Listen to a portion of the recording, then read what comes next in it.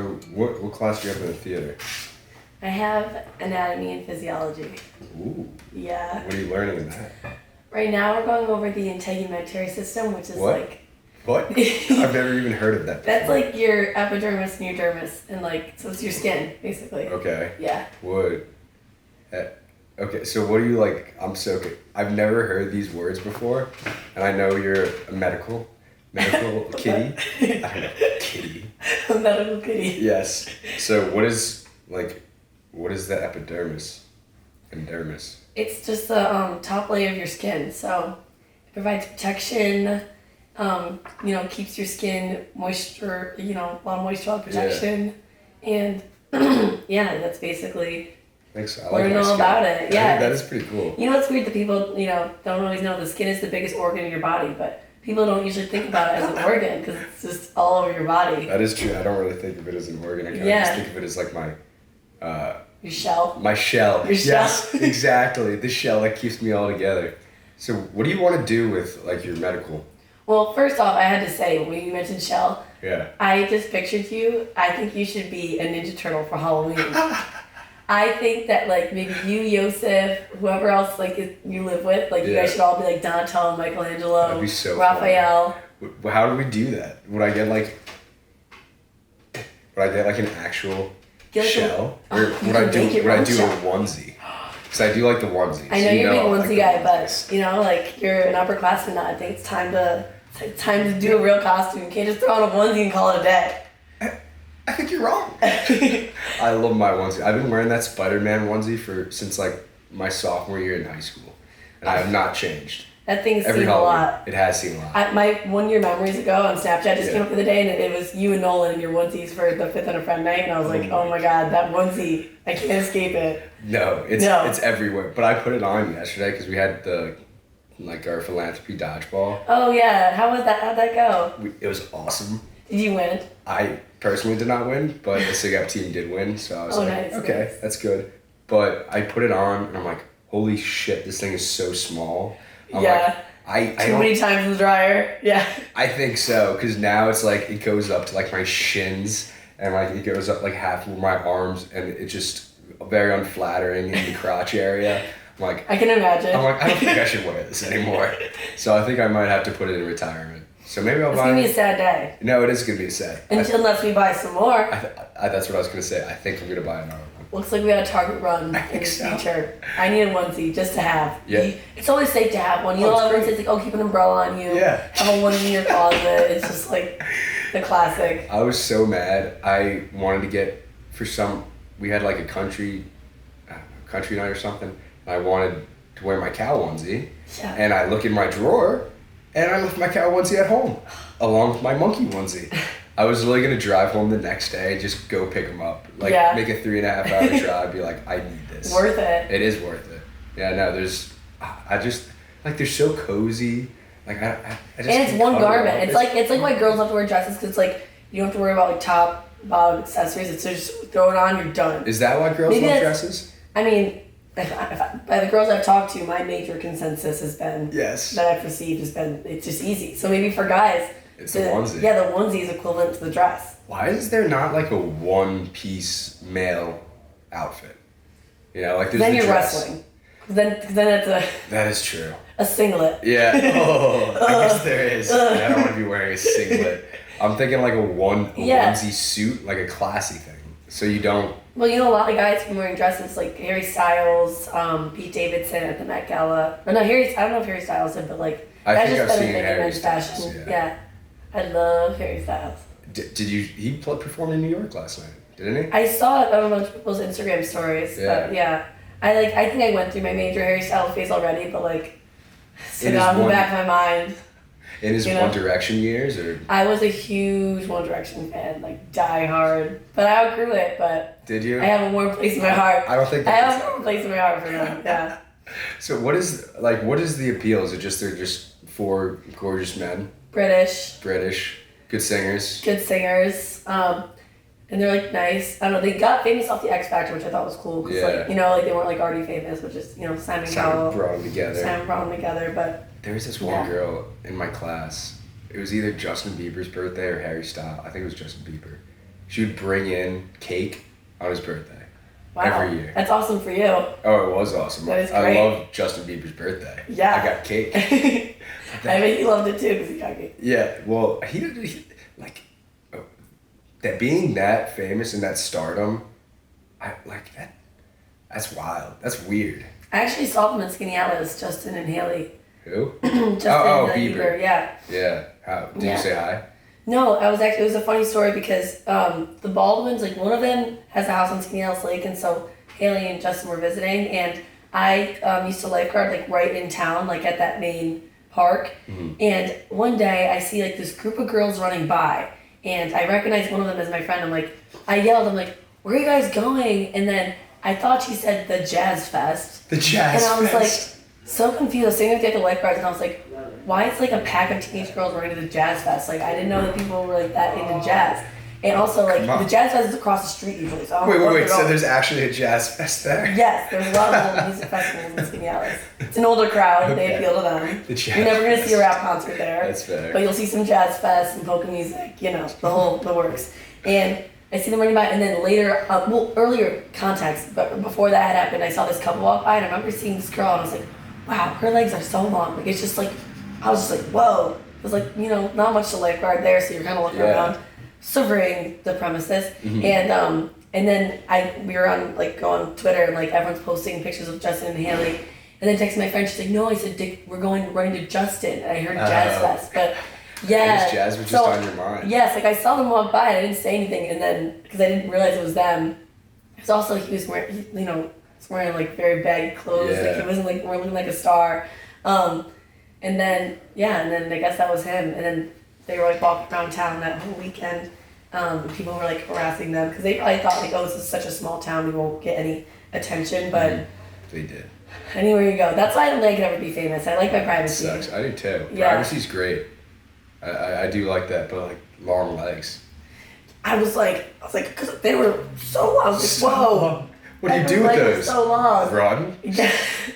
Model. Oh, yeah, that makes sense. Yeah. I forgot she was a model. Yeah, so that's why I was like, oh my god, who is that? Yeah. And it was Haley Bieber, so that's kind of a funny story. But, Haley Bieber. Mm-hmm. Let's go back you want to ask about... the dresses? Pre-med? Oh, yeah. Pre-med? Dresses. No, I was wondering like why guys are wearing dresses. Like, is it... I feel like it doesn't... I couldn't really rock a little dress. I mean, I haven't done that much research into it. I think it's just like an evolution of men's fashion. Because I don't want to say anything incorrect, but I think it's like an evolution of men's fashion.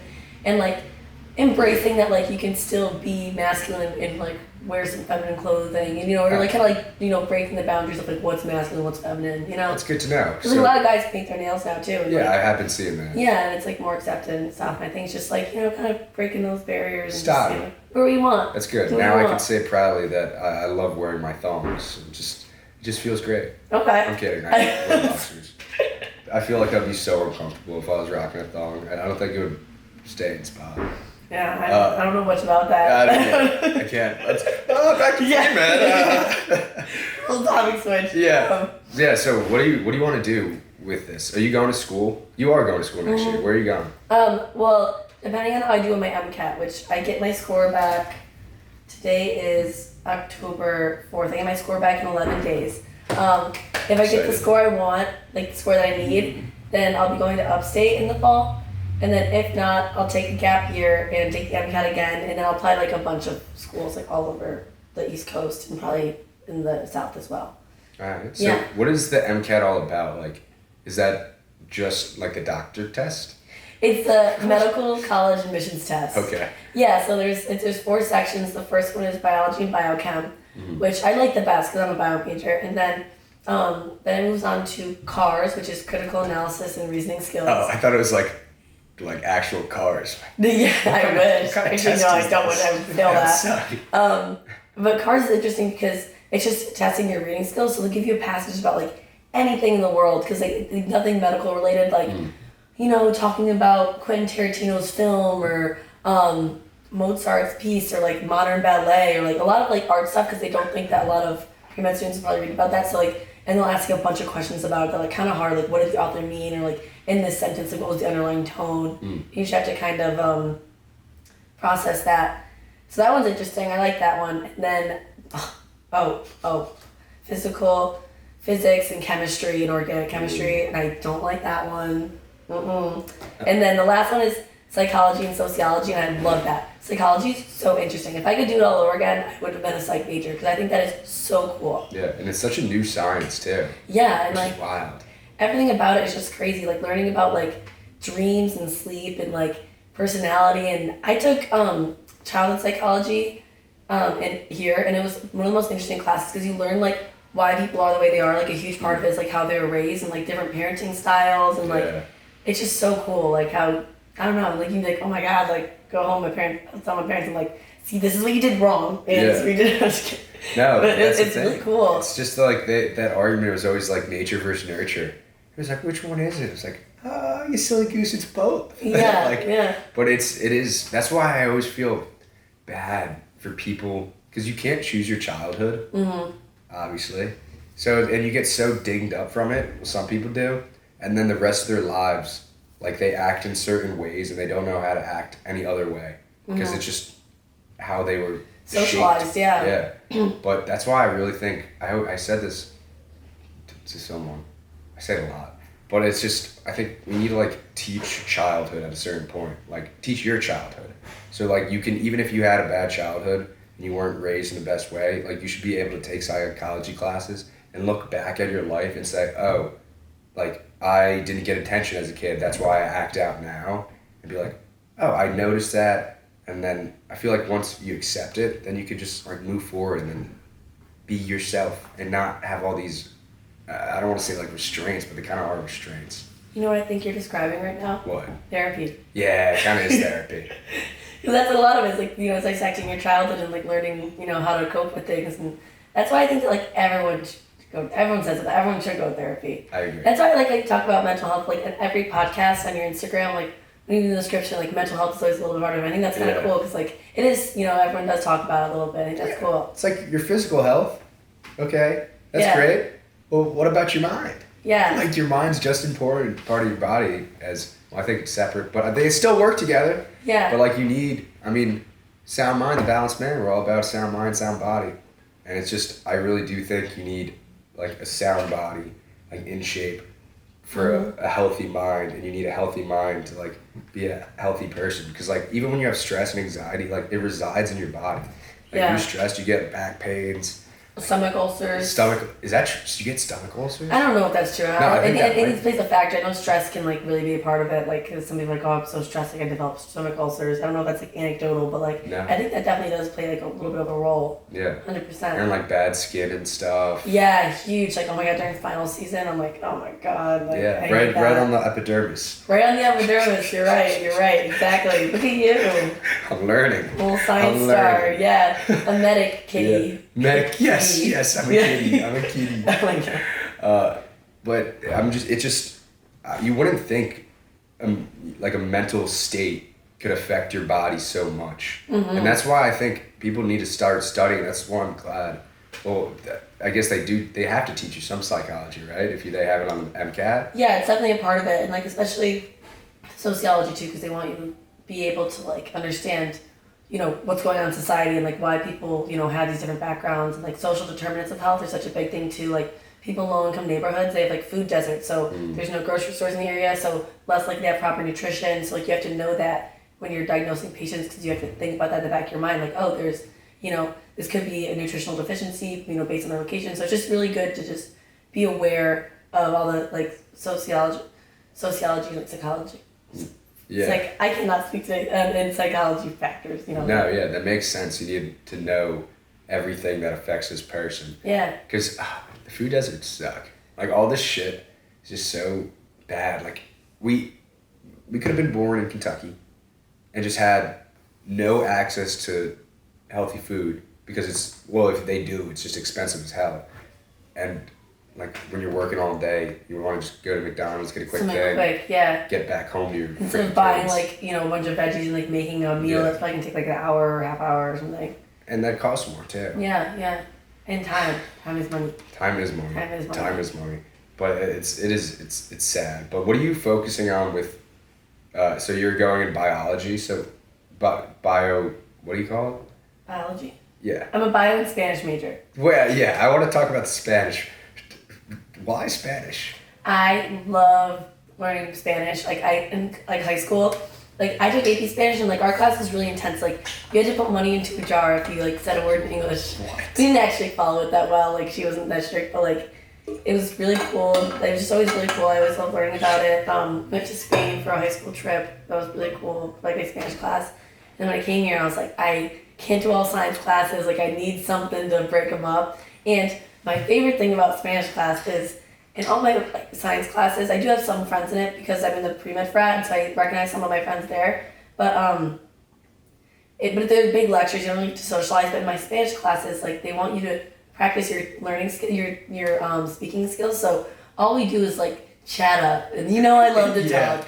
And so all we do is like talk with each other, and, like joke around, and like in Spanish. And they a lot of times like just chat with your people next to you about your weekend. So I love my Spanish classes so much because they always turn into like a big family, and like that's why like, I love school, because I love it when you get like the school friends dynamic where like your class is friends and the teacher's your friend and she's like joking around with you guys, and like I love that. So like I still see people in like my freshman Spanish classes like walking in the promenade and like hola, or like when I'm at Lucy's and I see anyone that I've taken a Spanish class with, I'm like hola, ¿cómo estás? Like oh my god. So that is really nice. Yeah, that's what I love about college, because I kind of miss that about high school. Yeah. Like this small atmosphere where everyone knows each other. And like doing class with people. Yeah, it's fun. And now it's here, it's just like big classes. I mean, no one really talks to each other. Yeah. But I like my major classes because it's like the same kids. You're in Newhouse, right? Mm-hmm. So, like, I'm taking this TV history class that every TRF kid has to take. And it's like all these kids from my classes for the past like 3 years are in this one lecture. I'm like, oh my gosh, I know all of you. Guys. How are you? But I just sit in the front by myself and I just watch TV. That's a fun class though. That must be a fun class. Tell me a little bit about the history of television. Like what's some fun little facts that you can spit off? So I'm learning from the 2000s to now. So, I mean, people didn't know what the internet was 20 years ago, which is crazy. MTV? Yeah. Yeah, I mean, I'm still in, like, pretty much, like, The Sopranos revolutionized everything. I need to watch The Sopranos so bad. I'm on season 2 right now. It's, like, fantastic, but there's, like, no serialized shows, which means, like, they're all episodic, so you just watch. Like, you don't need to watch back-to-back to know what's going on. Yeah, because there's no streaming services. Like, you had to watch every week to know what's going on. So people weren't watching consistently to get through them all. So it was all like Seinfeld and Friends, where you could just hop in any episode you wouldn't need to know. But then The Sopranos came along. It was like this hour-long, beautifully put together deep story that you need to watch every week, and it just like changed everything. And it's so good. So good. But then another funny thing is like Trump got like his start to be a president from like WWE, and it's WWE. I thought it was The Apprentice. That's what everyone thinks. Really? And then it's just like when you watch WWE, he had a bunch of like storylines in it, and the crowd's like chanting his name, they're like Trump, Trump, Trump, and you just like see him. He's just like pumped up. He's like, I love this, and it's like the same exact thing as his rallies. Like if you watch the WWE stuff to that, it's the same shit, but. That's my fun. That is very interesting. My Sopranos is so interesting to say that because my sister's fiance is getting married in February. Congratulations! Super excited. We're doing a lot of planning for it because I'm the maid of honor. I'm so excited. That's awesome. Yeah, but her fiance is a huge Soprano fan. Like, he was watching every single episode. Like when we drive back, because they live in North Carolina, so whenever I'm with them and we drive to New York, or like I drive with them to North Carolina, he listens to Sopranos podcasts, like learn more about the show.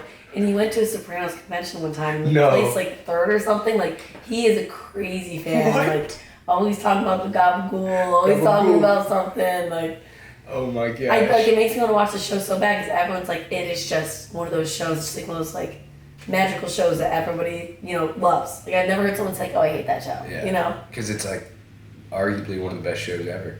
And someone said, I think the creator was like, it's not a show about the mafia. It's a show about a family that just happens to be in the mafia. Yeah. So like it's a family story, And because it does focus on like family as the main thing. Yeah. And then he just happens to be a monster. And Just which makes it a little more exciting. Happens that way. It just happens. So it is very exciting in that regard. But so for going back to biology, okay. about my TV. So like what do you want to do with your biology? So I want to go to medical school. Okay. So that'll be 4 years, and then I think like your third and your fourth years when you kind of just, because your first 2 years are like didactic, which means like a lot of textbook studying, like learning about things. Saying so many words I've never heard before. It's just like science words. It's just like, you know, Didactic. like just learning about like textbook and like you know, learning about the basics like pathology, just everything, you know, basic treatment plans, just a lot of like learning and tests. That's the first 2 years. And at the end of your second year, you take step 1, which is a big test on everything from the first 2 years, which is crazy. And it actually in the medical community, there's been a big thing because it used to be like based on your score for that is how you get selected for your residency, which means like after you graduate from medical school, you go to a residency in a specialty that you choose, and that's like and then after that you become an attending there. But so it used to be like if you do really well in that, you can go to a more competitive specialty like surgery or dermatology or orthopedics, and then if you do bad on it, then it's probably just, you know, more of an easier match rate to get into. But now it's pass fail. So now everyone's like, how are they going to determine who is a more competitive applicant?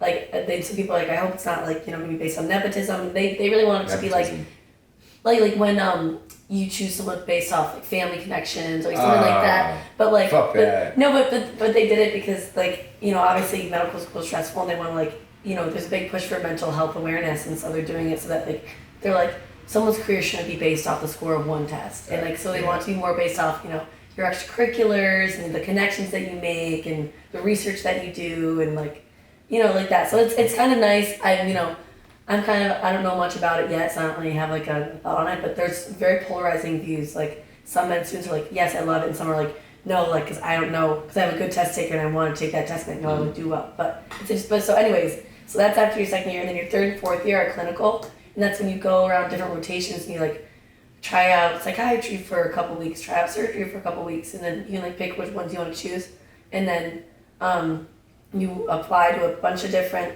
residencies all over the country, like where you want to do your residencies. Like, you know, like for example, my sister wants to be a surgeon, so she applied to surgical residencies all over the country, and then she ranks them, and then all of those hospitals rank their applicants, and then there's a algorithm that matches everybody, and then there's a match day, and everyone opens up their envelopes at the same time. They see what you got matched with, or if you didn't get a match. Oh. So she matched UNC, which she's very happy about. But yeah, so it worked out for her. And then I don't know at all what I want to do now, and I'm sure it's going to change like once I actually get to third or fourth year. But I think dermatology is cool, so I love in this unit. Yeah. And I think physiology, but I also think surgery is cool because my sister does it. But I never thought I liked kids. I thought I hated them, just because they're sticky and I like to be clean. They are sticky. They're sticky and they like and the snot and then they don't know how to eat foods right and they're just like they're messy, and I was like, no, because I don't have any like I'm the youngest and I don't have any like younger cousins, so like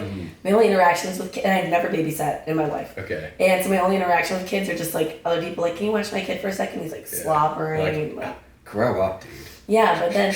Yeah, exactly. Like, bro, I'm not gonna cut up your hot dog. And just eat it. Just fucking eat it. Yeah. You want me to wipe your ass? Yeah. Come on. Not doing that.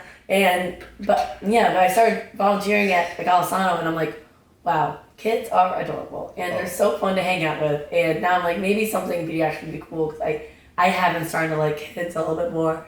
But what was I gonna say? But they're so funny because they'll just say whatever. I was playing Legos with this kid the other day. His mom was sleeping. And I made like a Lego cow, and he's like, look, mommy, like the old lady made a cow. And I was like, the old lady. It's not time for Botox yet. I'm not throwing in the towel. But it was funny. But they're so funny. They say whatever on their mind, and they have no filter. They're so funny. Yeah, you can say whatever. Like, they're just good banter. Good banter. Great banter. So how often do you work at the hospital? Just Tuesdays from 1 to 5, I just go and volunteer, and it's so fun. Play games, you know, deliver puzzles, color. I love to color. Big cuddler. Cuddler? Love to, no, color. And cuddle. You cuddle the babies, but I color with the older ones. Okay. Love that. They love bubbles. Some of them can love bubbles. So I was looking at your LinkedIn. Oh, okay. A little recon. I was doing a little recon. So you work in the post-operative section for the hospital, or I volunteer at? Yeah, well, that was one of my past volunteering experiences. Now I work in Golisano. Well, wait, I work on like multiple floors just wherever they need me, but mainly the post-op floors, like kids who are out of cancer. I also sometimes on like the cancer floors as well, or blood disorders, so kind of everywhere, but mainly the post-op floor, yeah. Do the kids have like, I mean, that's just such a sad... Yeah, but I mean, like, the post-op floor, like, it's not, like, these are people who, like, usually aren't in there for that long, so, you know, it's like an appendectomy or, like, you know, surgery, and they're just, like, healing up, and they just need someone to hang out with. Like, it's more sad for people who are there all the time. I know. But those kids are so happy, which that's is what crazy. I was going to ask. Like, they are so, like, you would think they'd be, like, down bad, but, like, there are, like, smiling, giggling, and, like, your Lego looks weird, and I'm like, I know. Like, they're like really cute. That's awesome. I was watching the documentary on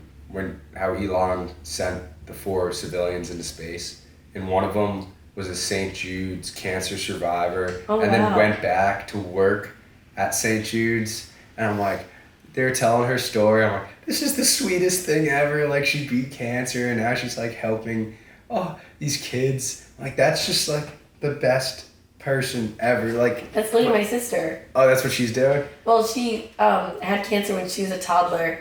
She had acute myeloid leukemia. I think it's more of a rare one. She got treated at upstate, and it made her, she, you know, loved her doctors, like, was interested by it. Now that's what made her want to be a doctor. We don't have any doctor in my family besides her, so, like, that inspired her, and then it inspired me, and then I think that's how it goes. It's like something happens, and then somebody wants to be a doctor, and it's kind of just like a train of, like, everyone else, like, I want to do it too now. Like, that is really cool to help people like that. But I feel like we're going into an interesting time with technology where cancer might seem like it could be treated. If that sounds like a crazy claim, but like with all this genetic engineering and stuff, like I don't know. I feel like you would know more about it than me. But it seems from like what I've read and seen, like we might be able to like, I don't know the medical terms for it. Eradicate?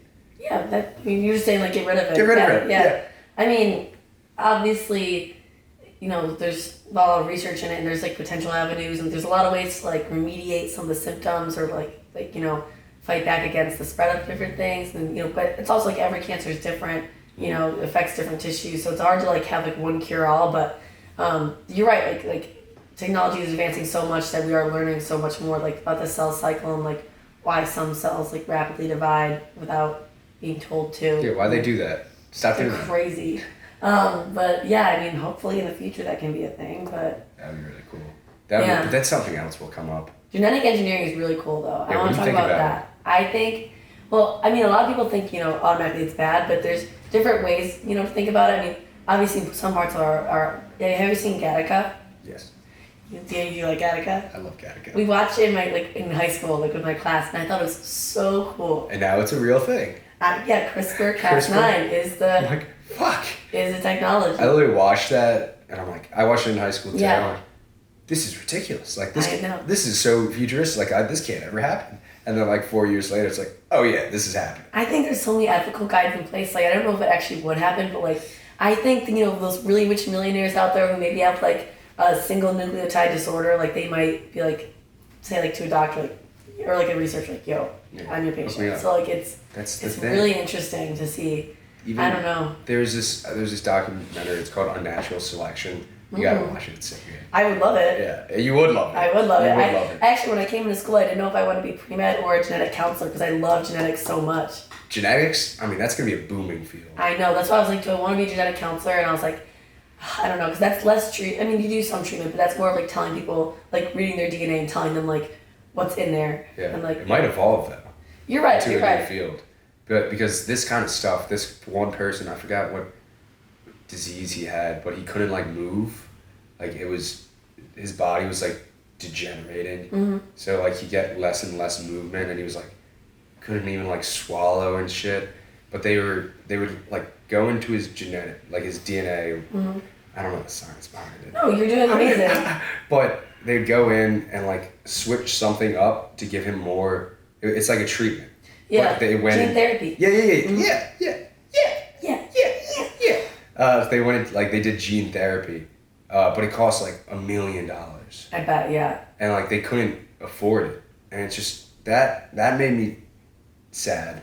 Don't get me started on the price of medicine. It's crazy. Ridiculous. Like, how is that a thing that you could charge this much to save someone's life? That's also just America. Like, for example, like when people are, you see people out, when people are really drunk, they like, don't call an ambulance because it's automatically an $800 fee.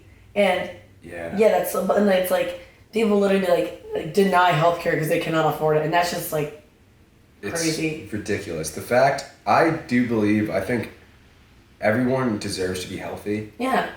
So I think, I mean, then it's like, well, how do these people get paid? But there has to be a way where people can get medical attention without breaking the bank, and not just get. There's like a funny, It's Always Sunny in Philadelphia episode where they're like, she's in the hospital, and like she needs medical, like or maybe it's one of them. And they need medical attention, and they're like, oh, like, do you have healthcare? And they're like, no. And they're like, get the fuck out. But like, that's pretty much what it is. Struggle, yeah. I got asked that question, like a similar question on for my interview for med school, and they're like, what do you think is some of the biggest problems in medicine or in the future today? I talked about the price of healthcare, and they're kind of grilling you because they want to see like how you do, so they're kind of being tough with you, and they're like, how would you address that? And I'm like, okay, a loaded question. And I was like, I mean, I know people like, doctors don't get pay cuts or anything like that, but I understand that, maybe if there could, at each hospital, I don't know if it's already a thing, but maybe like getting a coalition or like, a volunteer organization for doctors and nurses and VAs to like join together and like go into disadvantaged communities and, set up clinics like once a week. And like, I think that, a lot of healthcare workers are, good natured and like care about service at heart. It's like, that's why they're doing it. Yeah, well, like hopefully most people. And that's like, so I think that, there would be more willingness to go and do these clinics, and they're like, okay, but like, you're so busy already, like why would they do that? And I'm like, I think like if you scale back hours, there's always a way to make it work, and we can always, the clinics or something like that could help. So I don't know what's gonna happen with medicine, but it's interesting. I think everything's changing. Honestly, I think everyone can feel like, when you talk, like in the history textbooks, like there was a sense of like, there's a lot of uprisings and a sense of like political uneasiness. And I feel it now, especially with the pandemic. I feel it. So I feel like there's gonna be like huge changes like in our lives as adults. A weird time. Environmentally, I mean, I think good things too. Like, and not to be negative, like technology, like things are looking good. Like, you know what I mean? Like, there's a lot of different things going on. We're on the verge of something. I know. It's a very fun time to be alive. Much happier to be alive now than like during the bubonic plague. Oh yeah, that shit sucked. Yeah, like, I'm happy to be alive now. And everyone's like, oh, I wish I was born here. Like, I'm happy to be born now. It's a pretty good time. Electric toothbrushes, love mine. Toilets, great. Sick. I enjoy them. Yeah, like, People are like, this is the worst time in history. I'm like, no, it's not. Like, people aren't just like dying at age 20. Yeah, and like we live. Technology's awesome right now. We could connect to anyone. We could have a phone call. Yeah. We could literally do this. We could be. Exactly. We could go on the internet. Way. Yeah. I'm not letting my kids have. If I have kids, I'm not letting them have phones until they're old. Oldies. I'm with Go outside and play with worms and dirt. Exactly. Yeah. That's what I was just saying to someone. Like, my kids, I'm gonna say, go play in the mud, and they're gonna enjoy it. Yep. I'm not giving you an iPad. You're not being an iPad sticky kid. No, that's stickiness. No, get out of here. No sticky. Because it's just that. But we're going to an age where like this virtual reality stuff, like Facebook is literally making a Ready Player One world. I don't know if you've ever seen Ready Player One. It's just a virtual reality world where you could go in and you could just do whatever. You can create your own avatar. Like, there's a roller coaster game. Like, you can meet with people. Like, it's another world, but it's virtual. It's a virtual world. Do you think we're living in a simulation? No, I don't. I really don't. That makes me sad when people say that. Yeah. I'm like, that makes everything seem not worth value, I agree. I don't think we are in a simulation. But this game could be, because they literally just made a hologram.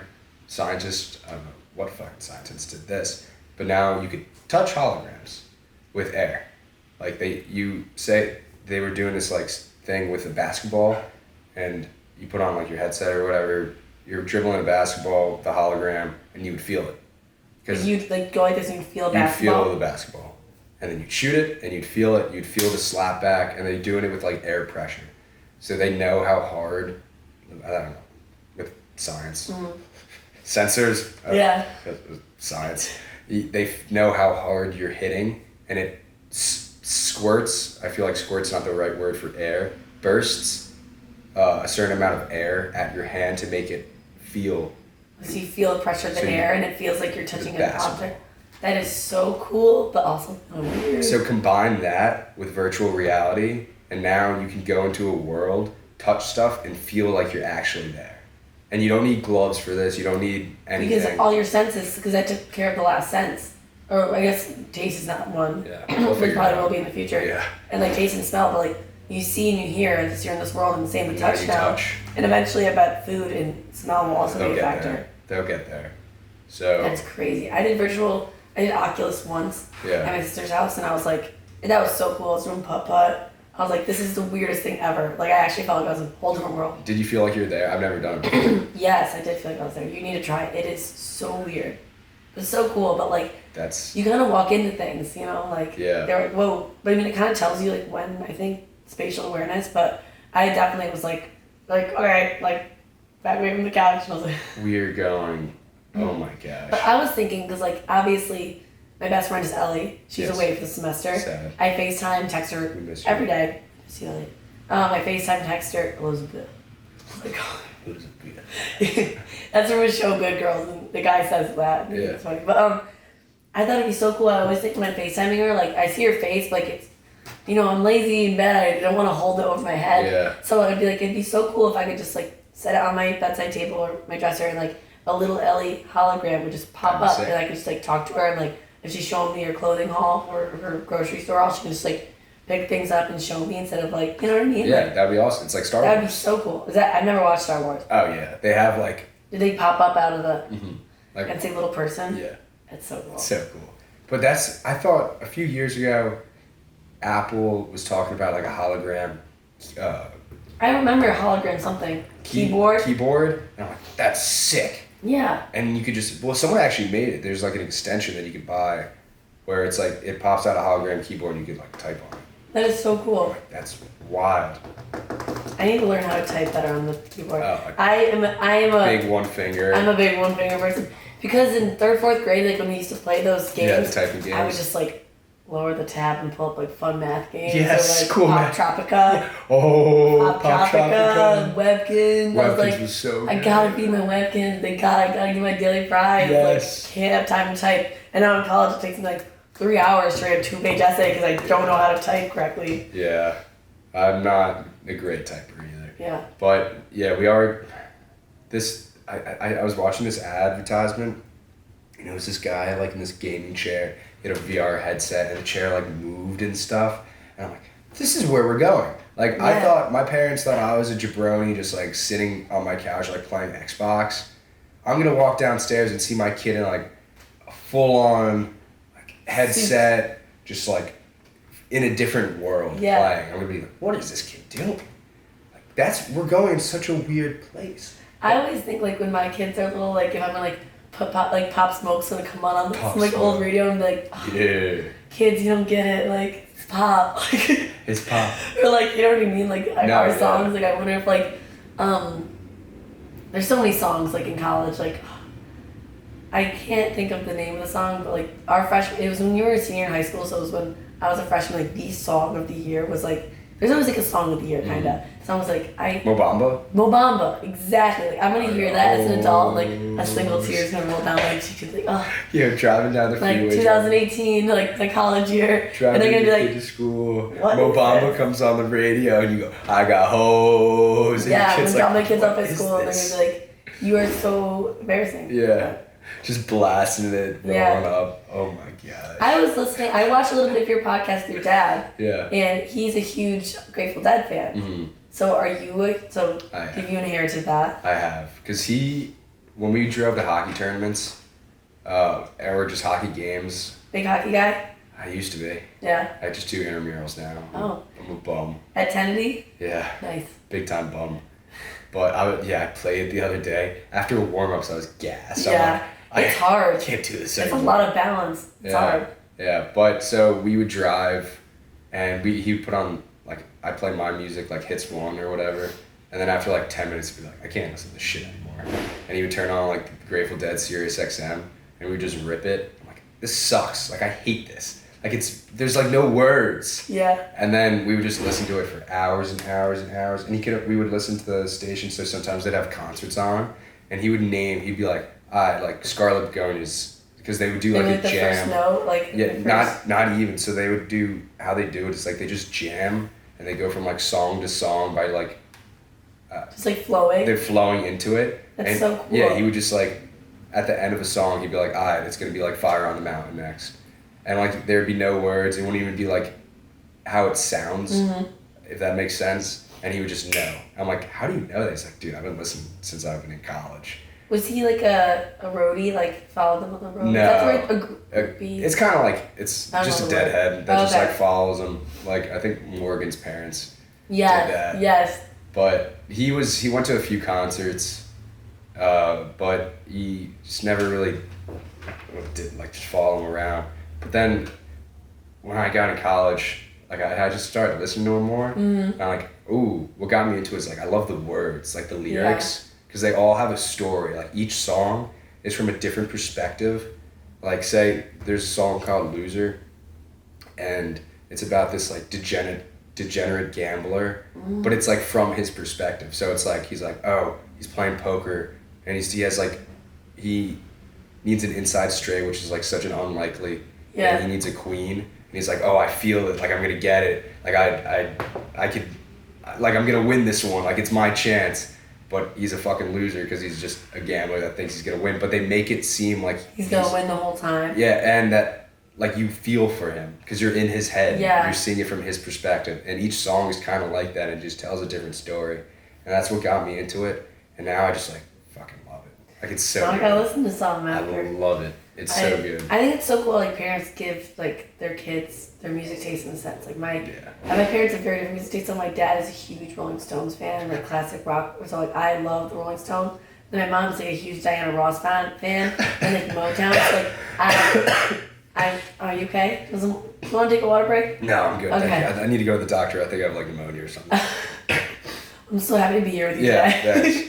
No, I think everyone has a little colder. No, I do too. It's been brutal. I've been having it for the past like month. Yeah, it doesn't go away. It's so hard for anything sickness to go away. It just lingers. It lessens, but lingers because we forever. Like kill our bodies. Every weekend is a test. But yeah, my mom loves Diana Ross, loves Motown. So Diana Ross is so good. So you love Diana Ross? Love Diana Ross. So what's your music taste? I like the Rolling Stones a lot. I go through phases. Like high school was like a lot of Rolling Stones. I still do love the Rolling Stones. My dad was a huge Rolling Stones fan. He followed them on tour for a little bit as well. Loves Stones. We were supposed to go to a concert together, but then it was during COVID, so we were like, maybe not. Because like, they're still having some concerts, but like, they don't, I don't know how much time they got left. Yeah, so, they're like, kind of old. I kind of want to see them before they, pass. But my birthday's the same day as Mick Jagger. And so my dad's like, it's a sign. Like, it's a sign. Like, that just makes sense. Like, my last kid, Jagger, like, That's it just so makes funny. sense. And actually, one of my dad's friends like built like the stages sometimes for the team, and he was like, honestly, like, most of them were like too cool and extra cool. But like, I forget which one it was. I don't know if it was Keith Richards, but one of them was like super nice and like always hung out with the crew and was like a very chill guy. Probably not Keith Richards. I think he was a crazy one. I listen to their music, but I haven't like really delved into their personalities. But I also love Diana Ross. I love oldies. I love Elton John. So good. Going? No, I'm not. That's next year, but I didn't buy tickets, but I do love Elton John. That movie, Rocket Man, was so good. Dude, I never saw it. You should watch it. Because I did love Bohemian Rhapsody. I love that. That rips on car rides. Oh, that playlist, that was, when that came out, I was in such a Queen phase. Yeah. Like, all I would listen to was that Queen. movie was good too. Yeah. Yeah. Yeah. That is Bohemian Rhapsody. Wait, I thought, okay, never mind. For a second I was getting like Elton John and Queen mixed up, very different. So I was confused for a second. Both of those movies came out on the same Similar time. And I was like, it's so cool, like more movies are being made about like artists' lives, yeah. It is, I do like that. Like I want a Rolling Stones movie and like a Grateful Dead movie, like an actual good one. How cool would that be? That would be awesome. There is a documentary on the Dead. It's called like A Long Strange Trip. And it just like goes through their history. Yeah. I'm like, oh my gosh, learned so much. Yeah. Like, they're so cool. They did so much acid. Holy fuck. Yeah, so many drugs. Yeah, Jerry Garcia was, well, he died because he was just a heroin addict. Mm-hmm. But sad. Very sad. Poor guy. It's your music taste. Yeah. No, I just I love hick shit. Like, I know, because we were driving, I remember you played a lot of, you like folk music too. Yeah, I like bluegrass, like folk. Yeah. Like, We listened to that a lot on the way to, yeah, that was one of the most spontaneous little so fun days of my life. Yeah. Because I love Boston, I never go. Yeah, it was beautiful. Actually, I need to do a James promo. James is the best ever because... Oh, you're a sweetheart. No, because Morgan and I had no way home. We went to Maine with no plan to get home. Ellie had to fly home from Boston. And this amazing person drove Ellie to the airport, and then Morgan and I bought a last-minute train I didn't drive her to the airport. That was someone else. Did I drive? Oh, I did drive her to the airport. Oh, I forgot about that. So we left at like 6 a.m. or 7, and we got there at 9, dropped her off, and then me and Morgan were like, oh man, like our train doesn't leave until 1 or 2. We gotta like walk around all day with our bags. Like, I'll hang out. Like, you can keep bags in my car. Like, we'll park. We got food, we walked around. The Boston Tea Party. Saw the Boston Tea Party, saw the boat, saw the stadium. Went to the fucking... We went to the bar. That bar, what's that bar called? I forgot the name of the bar. That movie is so good. Yes. I love that movie. Good Will Hunting. Good Will Hunting. That is a phenomenal movie. So I was so sad the bar was closed. I know, that was so sad. I mean, it was like a Monday at like 1. Noon 1. Yeah. And we were so down bad in Southie. In Southie. We were there. At least we got the picture in front though. We did get the picture. You on my back. That trip was so fun. It was like, that was awesome. So that weekend was just amazing. That was just, like, I love Maine that. is beautiful. It really is. And just like being outside all day, like, that's why also like I love like going on trips with friends, because like you just, I don't know why it's because you're living together, but you get so close to everyone so quick. Because like I obviously have always been friends with you, but like you, Graham, I've always been close, but like all became like so close, like so fast. We Because lived we're together. just living together, days. like wake up, make breakfast, go on the lake all day, come back, drink. Like, but it was so fun. It was so spontaneous. That trip was too. Like, we're like, how are we gonna get there? Yeah. We literally hitched a ride with like our other roommate, Sophie, because she has a house up there, and we're like, no way to get home, but we're here now. Like, but I love that. You just going with the flow. Just so many people get stuck like planning, and they're like, oh, I need to do this, this, and this. But when you just say, need to do this, yeah, do this. when you just like say yes to things and just go with it, like things work out. Yeah. That's what I've noticed. If you just, you could. Oh, okay, I just touched it. No, that was bad. Yeah, no, it's fine. But you could just, I feel like my best days are when I just say, I don't know what's going to happen. I'm just going to go with it. Yeah. And I just say yes to things. And you go, yes. And then... Is that like the yes theory thing? That reminds me of like yes theory. What is that? Oh, Robbie will love something. You know those hoodies seek discomfort? It's like yes theory. It's this like, group of guys who like say yes to everything. They start a YouTube channel that way. They just say yes to everything and like see where their world takes them. They live the coolest lives because they never say no to an opportunity. Yeah. They're always like, yep, I'll do it. They're like, yeah, 100%. They walk up to people and ask them questions like, do you want to go to Paris today? And they're like, yeah. They're like, all right, let's go. Like these crazy things. I'm like, I don't know. That's awesome. But continue your story. No, I was just going to say, because I think of it like it's a door. When you say no to something, you close off all possible outcomes from that. But when you say yes, the door opens. And then there's 2 more. And then if you keep saying yes, like you can have the craziest day ever. So when people always ask me like, you wanna go get dinner? I'll be like, yeah. You never know. Yeah, that's so fun. Just yes. And then that opens and leads somewhere else. You meet people, you have cool experiences, you try something new. Like the blowjob shop. Said yes. Yeah. And it was awesome. And it was so funny. I was loved hilarious. It was hilarious. So great. You just gotta say yes to life. Yeah, you're right. It's scary though. Like the seek discomfort, it is uncomfortable. Yeah. But some philosopher says you want to seek fear. Like the things that scare you, that's like your radar, your sensor going beep, beep, beep, beep. Like that's what you should do. Like if it scares you for a reason. Like you should do it. That's so true. Except if it's like obviously like don't jump off a bridge. Yeah, like something because like you're scared that. of it. Yeah. But like if you're scared to like go ask a girl for a number. Just do it. You're scared for a reason. Okay, that was bullshit. That was ridiculous. Who asks if you're going to a bar tonight if you're not in college? That is so true. That was the most ridiculous thing. For people that don't know, this girl, we went and got ice cream, us and like our friends. Whole friend group. Actually, I wasn't even with you. I got dinner with like Ellie, Vasily, and like Danzig. And then we saw you guys in Queen Square. And you guys like, oh, you guys are getting ice cream. We want ice cream. And it was like after dark. So I was running through the Clinton Street fountain. Yes. No shoes. Clothes. I felt so free. So free. Just saying yes to the water. Saying yes. Saying yes to the water. Saying yes to public water in the city. Yummy. Running through it. Splashing. But anyways, frolicking. And then James almost met the love of his life. Yeah, because we go in the ice cream shop and the ice cream scooper flirting with me. Yeah, laying it on thick. Well, she was like, what are you doing tonight? You going to the bars? She was so rushed too. Yeah. So what? Rush 2, all about that action. Oh, yeah. Hey, Rush 2, I'm all about that. He's in the house now.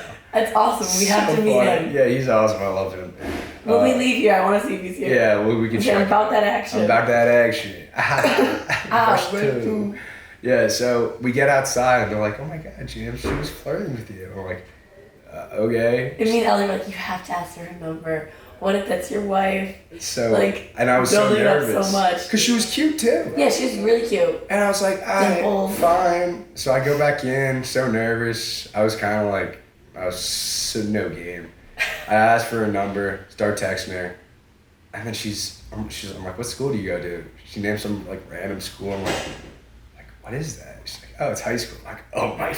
That was bad. Like, are you fucking kidding me? Yeah, that was the last text I sent to her. Yeah. That was tough. That was down. That was really hard. That was hilarious though. That was a very funny story. I was like, damn it. Like, of course. And especially too, like I was down bad in my relationships. I was like, fuck. Like I need something. And I need a win. I need a win. I got that. I'm like, I think at the end of that was at the end of last year. I feel like at the end of the semester, like everyone's just taking Iles, like school, like everything's just going down. But it's so fun, but everything's just falling apart. College relationships are interesting now. Like I don't really understand. Like friendships or dating? Dating. Like I haven't had a college relationship. I haven't either. Yeah. Yeah. I'm pretty okay with that so far. Yeah, I mean, I'm not upset about it. I feel like I don't get it. Because, like, my friends... Are you cynical about love, James? A little bit. Yeah. A little bit. Me too, a little bit. A little bit. I am too. Well, it's because of my childhood. I have divorced parents. Yes. I've never really seen a healthy relationship. Mm-hmm. So it's like, I don't really know how it works. Yeah. I mentally understand. Yeah, you can understand, but you've never lived with it. No. So it's like, it's weird. And like, people, like my friends, like hook up, but they're not dating. And I hate that. I hate hookup culture. And they only hook up with each other. I'm so like... And it's like, we're exclusive, but we're not dating. And it's like, well, so what? It's just it's the same thing, but with a different word. Yeah, I don't like that. I don't get it. I don't get it either. It's like, if you like each other and you're being exclusive, then why not date? But I guess people are like, I can't, like, I'm emotionally available, or like, I can't. Like, I don't get it. Like, it just doesn't make sense to me at all. Yeah, yeah. I'm like, what? So, because then sometimes... But this year it's been different. Two of my roommates, like they're exclusive with people, and they're just... But they're not dating. Yeah, they are. Oh, was that? We're not talking about it. We're not gonna talk about it. But so, I will respect the privacy. Yeah, but. So, but this year it's been, I don't know, senior year, people are starting to like mature a little bit, and like they're like, oh, if we're exclusive, like we might as well date. But and that's the thing. It's like my brother started dating when he was a sophomore. Yeah. In college, and like he's still with her. He's 3 years out of college. But it's like, I feel like people kind of have like a timer.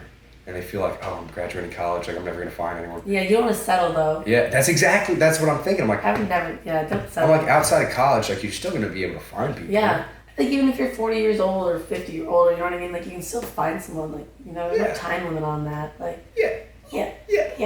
But I think the whole love thing, like my sister and her fiance make me believe in love because they are so in love, and they've been dating for 6 years. They started off as best friends in college. Mm-hmm. And then after college started hooking up, and then right before she went to medical school, she's like, was serious or not? And they're like, yeah, and they've been dating and in love ever since. They have a dog, took their child, and and I lived with them over the summer for like a month, and I just was like, wow, like this is just, I would love to be your kid. Like I would love to be in this growth because they just have such an amazing relationship. I would love Colby to be my dad. Colby would be a fantastic dad. Yeah. Wait. So do you think love is just a chemical thing to make us mate and reproduce?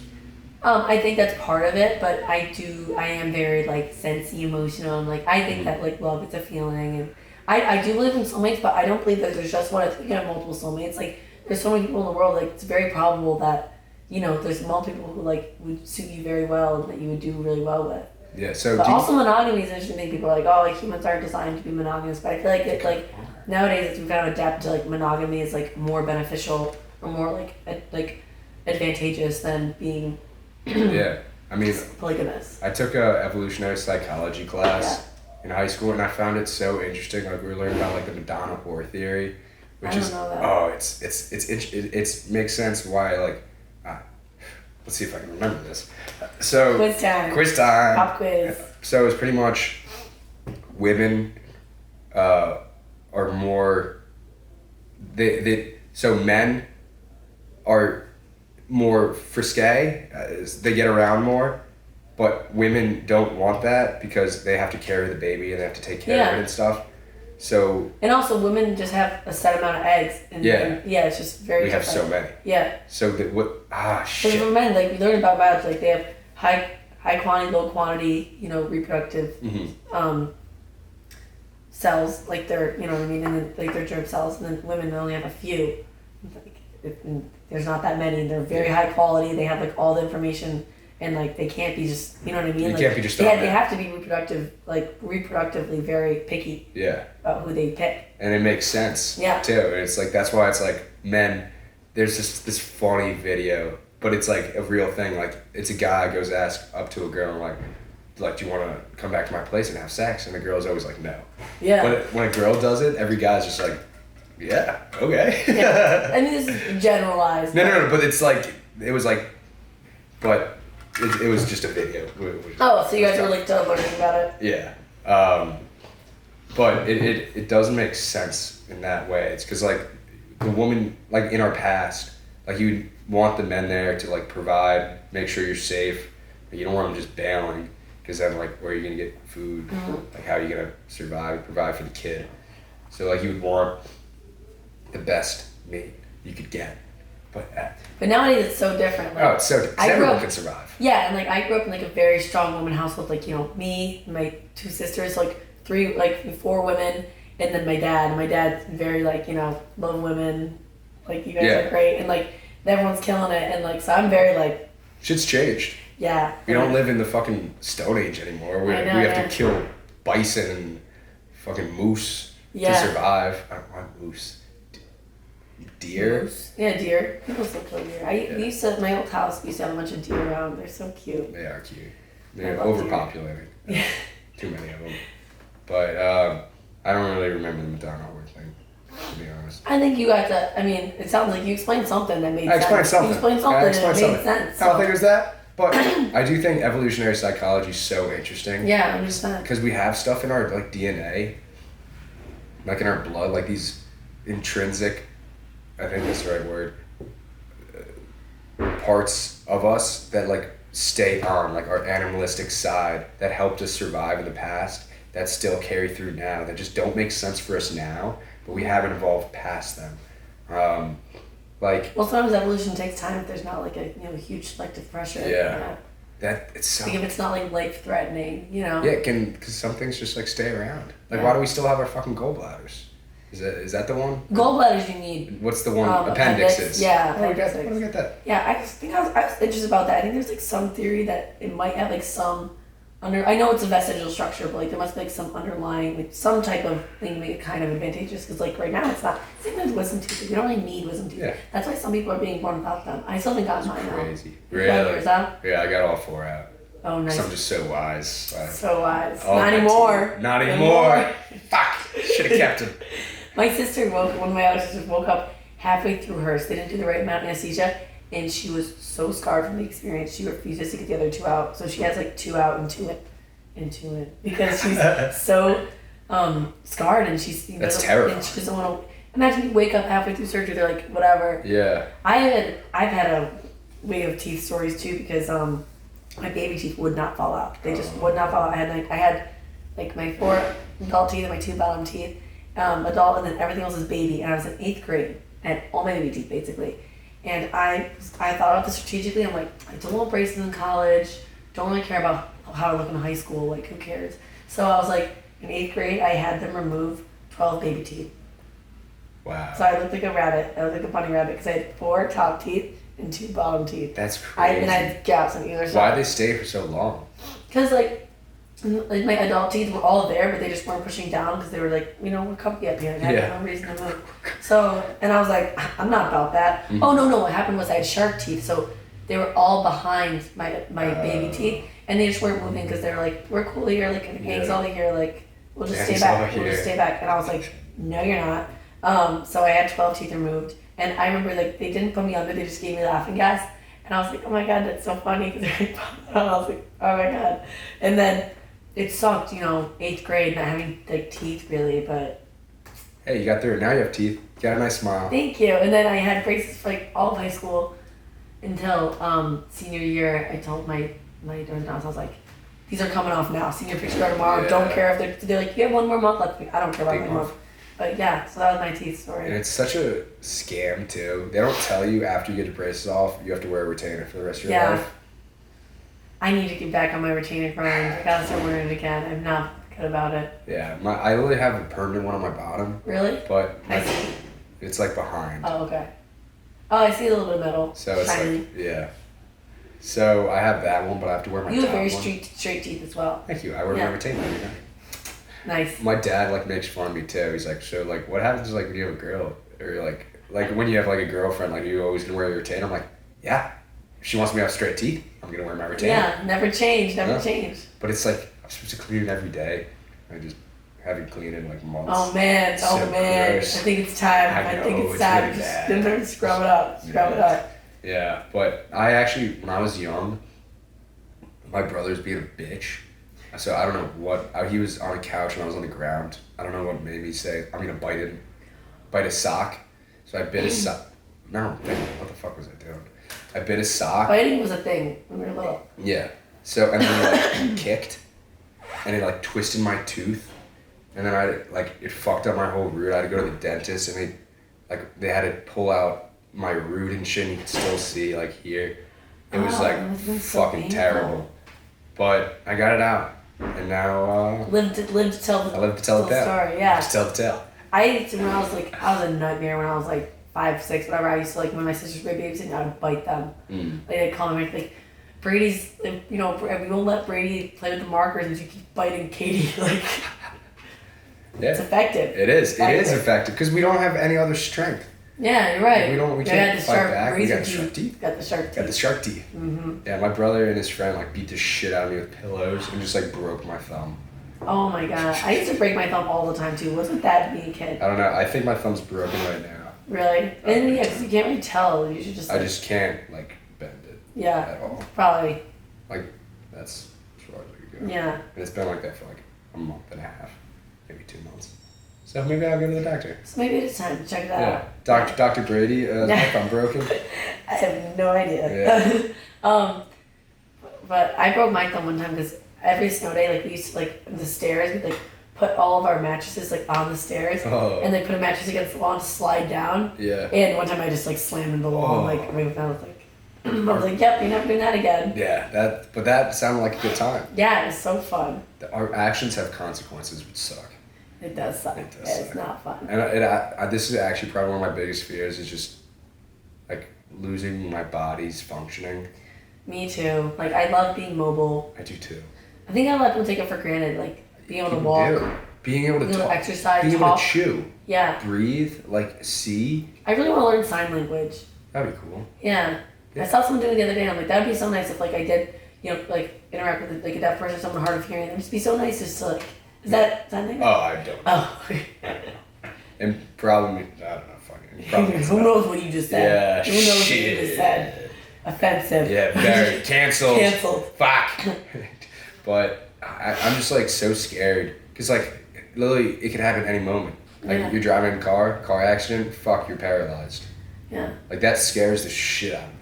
Well, that's why, you just live I think that's why you have a good mindset, just, making the most of everything. I know. It's hard during the week, though, when you're how do I make the most of everything when I have, a quiz at 5 and I have to work out at 8 and a group project at 10? It's doesn't feel like I'm living. Like, No. But then you have fun on the weekends. I don't like chilling around on campus on the weekends. So I like to like do stuff because like it's so depressing when like you just like drink and like come over, do work, come over. Yeah, it's not fun. Like it's fun to go out of campus and like. I agree. Actually, there's this Marcus Aurelius quote where it's just pretty much, he's like, get out of bed in the morning. I'm just paraphrasing. It's like, get out of the bed in the morning. Like when the sun rises, like get out. You think your life, like you're born to be a person to stay in the comfort of your sheets, like go experience life. Yeah. And that always like gets me out of bed because like well, not always, sometimes. When I'm like laying in bed, like, oh, I'm so comfy, and I'm like, was life really meant for me just to lie in bed right now? No. It was like, no, I'm supposed to like get out and do things and experience the world. But like, days like today, the rainy, so cozy. I just want to cuddle up in my bed.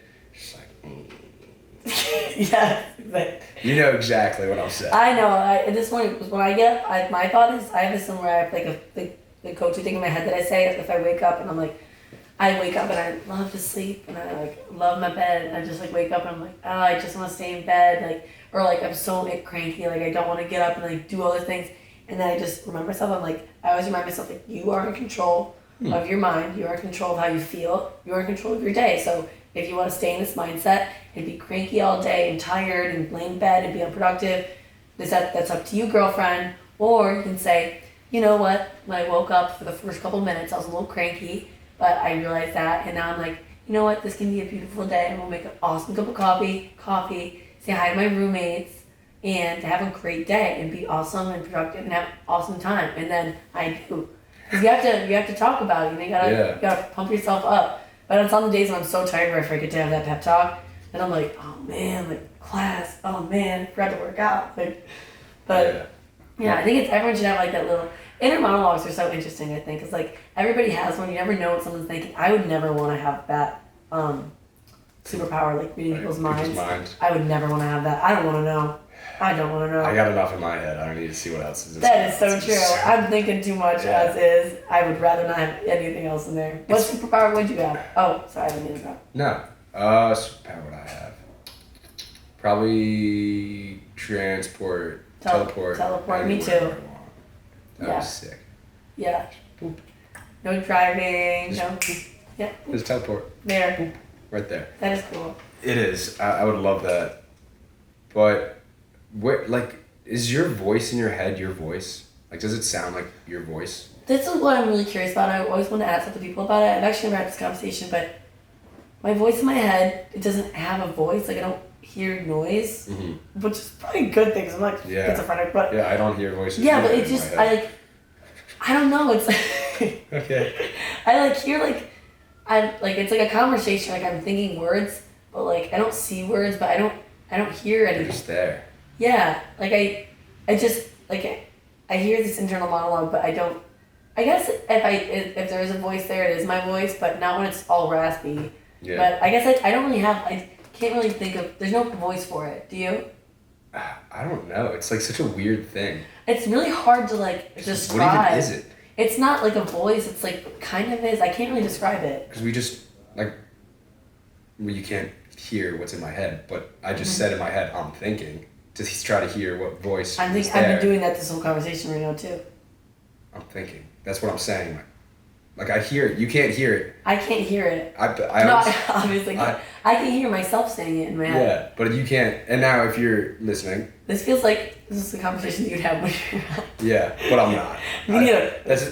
It's 10 a.m. on a Wednesday and a Monday. Yeah. Oh. Wednesday. Fuck. The Mondays. I love lasagna. I hate Mondays. Garfield. Oh, that's nice. It's a great quote. Yeah, I don't know. That's okay. What was your senior quote? It was P.T. Barnum. Who's P.T. Barnum? He ran the circus. Oh. I do too.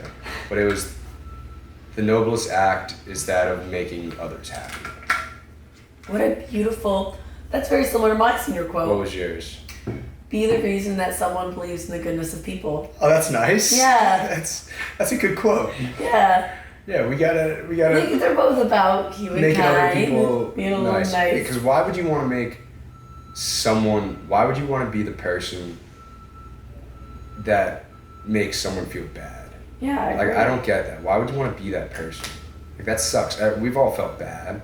We've all had shitty days. Yeah, everyone has something going on. Like, why would you want to be the person to, like, add on to that? Yeah. Like, that sucks. That's why I feel so bad when, like, I'm cranky because I hadn't had the morning pep talk, and, like, I'm not, like, short with people, or, like, you know what I mean? Like, I just, like, accidentally just, like, I don't hold the door open, or, like, I do something that I don't think about it all day, and I'm like, I feel like I was rude just then, or, like, I do something, and I'm like, oh, man, like, they probably thought that was rude, and I didn't even mean it to be. Like, that's, like, my biggest, like, thing that I stay up at night about.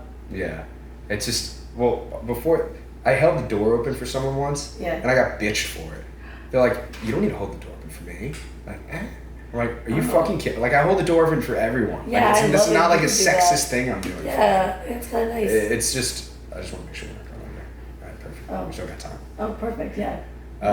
Because we go in a time loop sometimes, and I'm like, this could have been 5 minutes, or this could have been 3 hours. I have no idea what, I have no sense of time, so. Yeah, but I fuck that girl for, and I get it sometimes too. It's like, you know exactly what type of person I'm talking about right now. It's like, I don't need this. I'm a strong, independent woman. I don't need this. Fuck you, I'm just being nice. Being polite, like a friendly person. Yeah, but, so you get caught up in your own head, thinking about things that I did or said that could have been interpreted as, like, not nice. Oh, man, like, man, like, I feel so bad. Like, accidentally budging someone that I didn't realize until, like, after, or, like, I said something, I'm like, oh my god, like, I didn't even, that's something that I do too, is, like, I talk to someone, like, I'll forget that they told me a story beforehand, like, I'll say something, and then I'm like, oh my god, like, and then I forgot, like, that happened, or, like, I forgot about that, and I'm like, oh my god, like, my big mouth, like I gotta shut my mouth. I ask someone their major, and then, like, the next day I see them again, we have a conversation, I'm like, oh, so what's your major? I'm like, oh, and they say, I'm like, fuck, I knew that, like, I was listening, I just don't remember. But, yeah, that's always the worst. How does that weigh on you?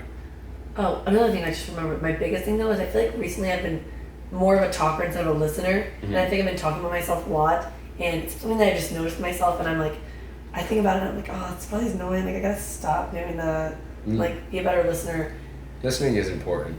But it is also nice to have, it's a give and take. You listen, because it's not always great just to be a listener. Because then someone doesn't feel connected to you. Yeah. But it's not always great just to be a talker. Because then it's like, fuck, like, what about me? Because everyone loves, my nana told me Everyone loves talking about themselves. I know that. Everyone loves talking about themselves. My nana was like, if you never know what to say with someone, just like ask them about themselves. And they could talk for days. And like, that's what I would do. Like, when I was a kid, I would just like ask someone about themselves. I guess that's kind of what this podcast is. Yeah. And I'm like, people, then they can just talk. Because everyone loves themselves.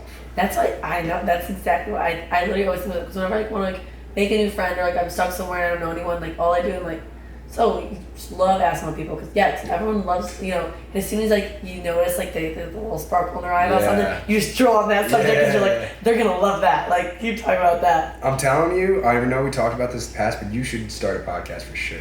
You'd be so good at it. Yes. Me? Yes. Start a podcast? Yes. Because didn't you want to host too? Be a host? Talk show host. I actually, before I came here today, I was thinking in the shower, I was like, I gotta, like, think of some things to, like, you know, some, like, bullet points in my head to talk about if I forget to talk about. I think about that. Does everybody do that? What? I think I'm definitely, I know I'm an overthinker for sure, but, like, before I go into most social situations, I'll, like, have in my head, like, a couple of things that I can bring up. That's fair. It's because I'm always doing my homework for every event. Like, I have to, I can ask this person about this person, or I'm mean to ask someone about that. Like, the other night, like, as soon as we walking up to 1307, I was like, need to ask James about the need if James is there, I'm gonna follow up on the podcast. Like, need to, you know what I mean? Yeah, I kind of do that too. Like, if I know I'm gonna see someone and I'm kind of nervous about it, like, I'll think, like, okay, what can I draw out of my bag? Yeah. To be like, this could be a talking point. Or like, like something that's happening that like Donna versus Certified Lover Boy. Like, that was such a big one. Certified Lover Boy. Donna was Kanye's album. Certified Lover Boy was Drake's album. So, like, that was, like, a huge talking point. I heard it at Lucy's everywhere. People like, so, like, Donna or, like, Certified Lover Boy. Like, it's just an easy talking point. Like, most anyone people can answer about. Except for me. 'Cause I don't fucking. You don't listen to that. I listen to Drake or Kanye. I don't listen to Drake. I love Kanye. No, Kanye, do you like his new album? Donda? My mom loves Donda. Donda? Yeah. It is good. My mom's like, I just feel like he's starting to get his act together. I'm like, okay, Mom. But my mom loves Knife Talk. Knife Talk? What's that? It's on the Drake album, but it's with 21 Savage, and it's like, gang. Oh, okay. I miss the body ketchup. Yeah. That's funny. Yeah, she's funny. She wants to relate so bad, so I play like rap music and she's like, I love it. Like, I know you don't. Like, I'll put on Diana Ross. Like, it's fine. Don't you act like you like this. That's funny. But yeah, sometimes like I do, because I like connecting with people, I guess. Yeah. But I feel like this is kind of just like anxiety. It's like general anxiety. So I have it also. And it's just like worrying about the future. Oh yeah. You know? Yeah. It's very common in college. Very common. That's a very common theme that I feel like a lot of conversations run into. Mm-hmm. And Helen Keller this year, which I don't know why. Helen Keller?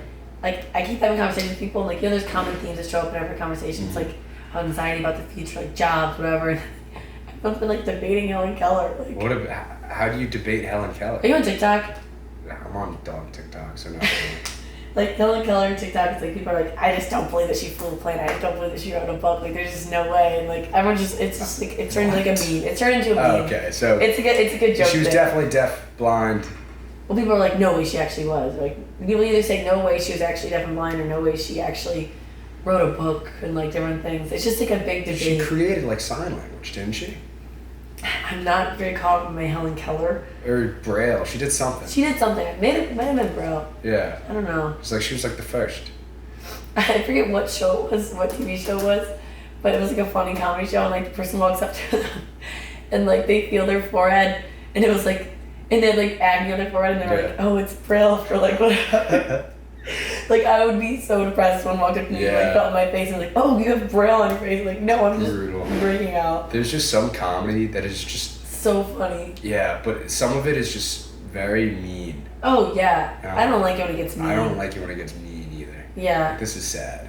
Yeah. Like I actually don't like a lot of comedy shows. I like in-person comedy. Yeah, like stand-up. Like, I don't think a lot. Yeah, I like stand-up. I don't think a lot of like shows are that funny. Like, I think Office is like kind of funny, but like, I don't laugh that much. Like, I think TikTok is funny because like with someone doing something that's funny, or like, you know what I mean? Yeah. Like, TikTok's a weird. Like, yeah, like there's like this, I saw this TikTok last time, it was so funny. It was like visiting, like, it was a parody. I was like visiting my boyfriend at college the first time, and like the girl like walks in, and like it's like a dude on the couch, like 7 girls, and he's like. Oh. And she's like, and the comments like, please respect my relationship. Like, he was so happy to see me. Like stop the hate, and like just things like that are like really funny. That is funny. Yeah. Oh my gosh, TikTok is just, we're going into a new media. Yeah. Like, there's no, YouTube used to be huge when we, like when we were in high school, middle school and stuff. And now I feel like not too many people use YouTube anymore. It's just I do like dying. Emma Chamberlain though. Oh yeah, my friend, is she a blogger? She used to be kind of annoying. I thought her video style was kind of annoying, but she completely changed it recently. I didn't used to watch her, but I watch her now because like it's very artistic. Like, she like set up her camera and like she like LA skyline, or like very common. Like, she'll like set her up here and like just show her like painting and like drinking tea and like just like talking about life, and like she's very relatable. That's nice. I like her a lot. I like the new her. She's very calm. Yeah. Yeah, I like the YouTube videos where they set up a camera in the woods and they do a time lapse. And they just build things. Yes! How awesome are those? I love They don't those. say anything. Shirtless, no shoes. And like they make this beautiful thing. They make it so well. Like, it's very well made. And it takes very like quality. a half hour. There's one where it's like they made like an alligator underground pool, and they're like taking alligators. I was really into that. Like, I went through a period of time where I was like every night I'd be like, all right, time to watch. Like, gotta give it. I love that. Like, what is their jobs? Like, what do they do? I don't know if they're getting paid. I want to know who these. They definitely are. These things are for, and like they're very creative with the materials. Oh yeah. Yeah, I love that. You're like unsurfacing like a thought that used to be very prevalent in my life that I haven't thought about in so long. Another thing, I was talking about with someone last night, because it's Halloween season. Spooky. We're very spooky. Why does nobody ever talk about that period in time when the clowns were just like going around stabbing people? That was the worst. Why does nobody talk about it? Like, it just happened. Everyone was like, yeah.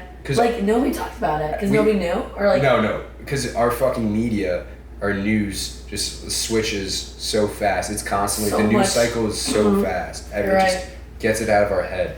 That was my sophomore year. This summer was like aliens, COVID. Oh. Aliens were like very small. We were so close. We were so close to getting the aliens out, and they're gone. Yeah, we they were really talking about it, and then I do believe aliens are real. Oh, they're so real. Undo-P. I'm not getting started on aliens. Yeah, they're so fucking we can go real. into like a loophole on that. I did like one of my science projects on it, in, like middle school on it, and like. Dude, they're real.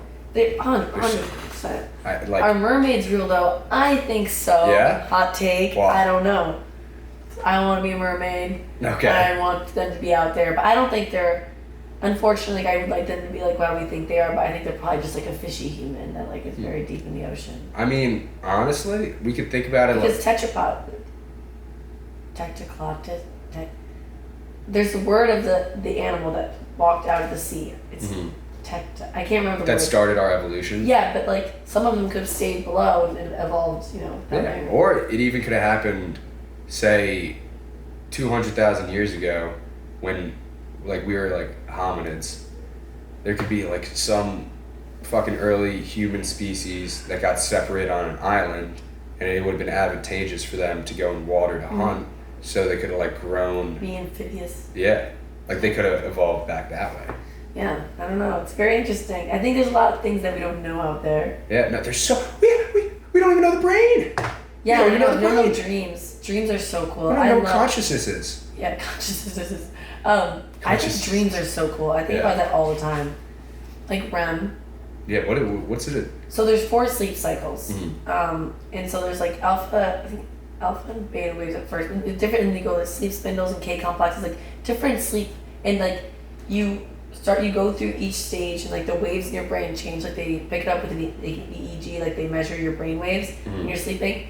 And what are brain waves? Like what is that? Just like the frequencies in your brain that like the nerve ending. Like I guess I don't really know how to explain it, but like you can measure your brain activity via waves. And it shows that like there's waves 4. Of what? I've never thought of, because I've heard that before. I mean, that's such a good. What are these waves? You know what's so interesting? This is why like people like talking with someone who like doesn't have a science background, because I can talk all about EEGs and like these brainwave complexes and like the different like stages in REM, but I've never even thought like what are the waves measuring? Yeah. I think brain activity, but like that's such like a question that like I would never even think to ask, even though it makes so much sense. And I don't even know the answer. Like that's so interesting. That's why I love. That's why it's different perspectives. Yeah, it's so cool because like I literally was on the Mcat, and that what are the brainwaves measuring was never a question, but I knew like what machine was used, how many complexes there were, how many minutes each complex was, but like I would never think what are we even measuring. That's so interesting. I don't think a lot of people know. So what? So there's the different. So there's 4, and then REM, and then I always thought it was like the deeper you sleep, like you go from 1 to 2 to 3 to 4 to REM at the end, and then you wake up, but it's actually like a cycle. You cycle through each stage, and REM gets longer each time. So that's why you have multiple dreams in a night, because you cycle through, 1, 2, 3, 4, and then REM is when you have like the rapid eye movement. Your body is paralyzed, but your brain is like very active. It's like the same waves that you have when you're walking around during the day. So like that's why like, your brain is like how it is during the day, but your body is paralyzed. And then that's why some people get sleep paralysis because they wake up during REM. And I get that once in a while, and it's scary. It's terrifying. Do you see things?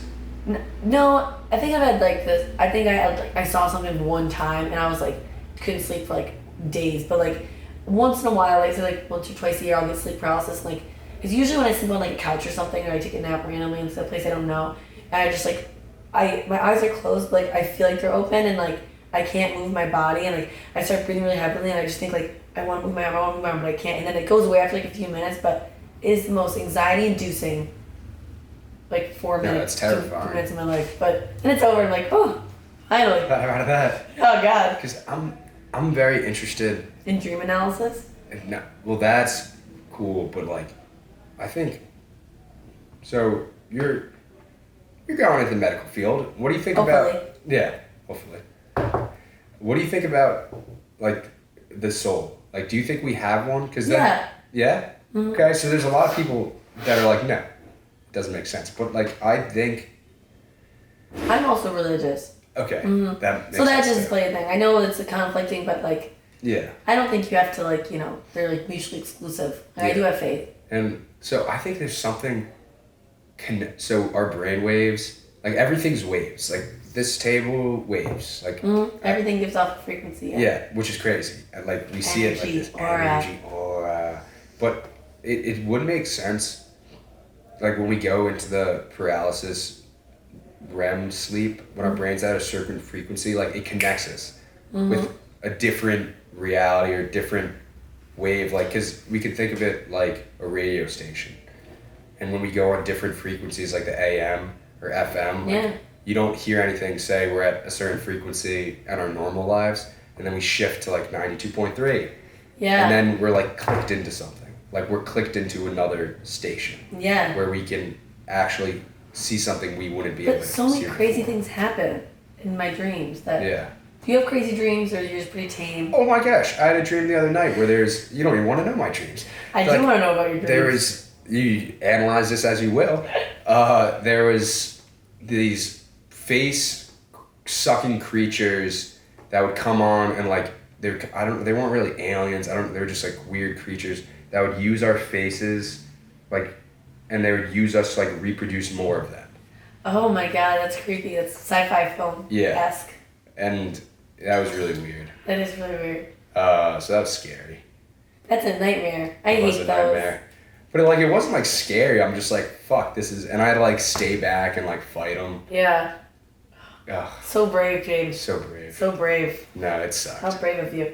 You know what sucks is like when you actually have like a dream and it's like the best ever, and you wake up like, man, like was that not real? Like the love of my life.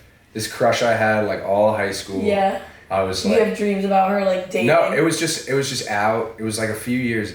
It was like a year ago. Like I haven't thought of this person in so long. Yeah. We were just like on a hill, like having the best time. I was so happy.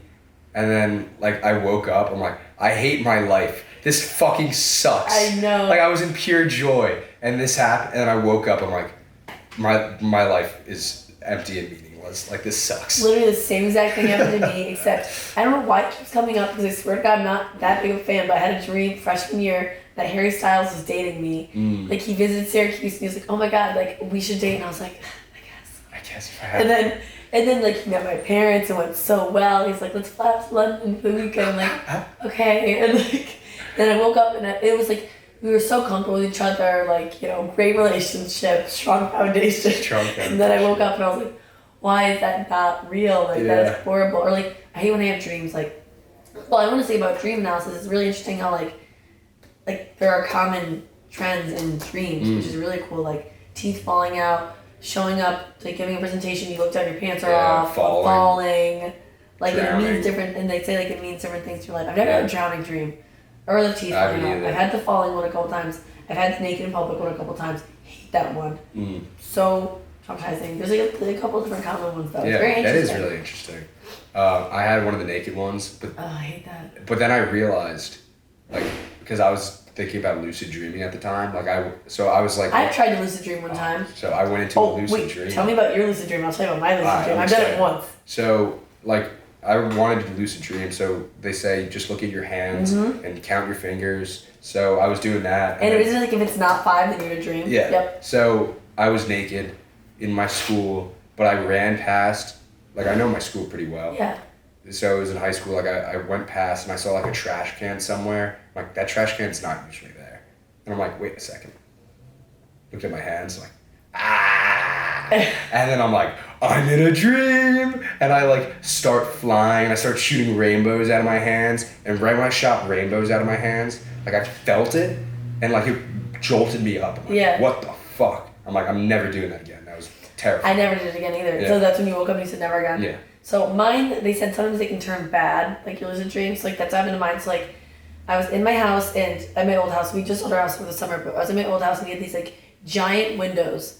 And like our living room was like very high ceilings and those giant windows. And I remember I was at my house and I looked down and I looked at my hands and I counted like 6 fingers. And I was like, okay, awesome, lucid dream. And I remember I think I levitated a little bit in the living room and I went down and like, okay, filling this out, like trying to like test my powers or whatever. And then I remember it was like time outside. I remember I put my hand at the sky and I like went like this and this. And I could like put like, I could change like daylight and sunlight. That's so I like went like this and like sunset. I put it back up and like daytime. Then I put it all the way down and it was nighttime. And then I got like this like bad feeling and I was like, I just did something wrong. I don't think I did the right day thing. Again. And then I hear these huge stomping around my house. I'm like, oh Lordy, what did I do? And then I was like, I think I just then I was getting nervous and I was like, something bad's gonna happen. So then I think I manifested something bad happening.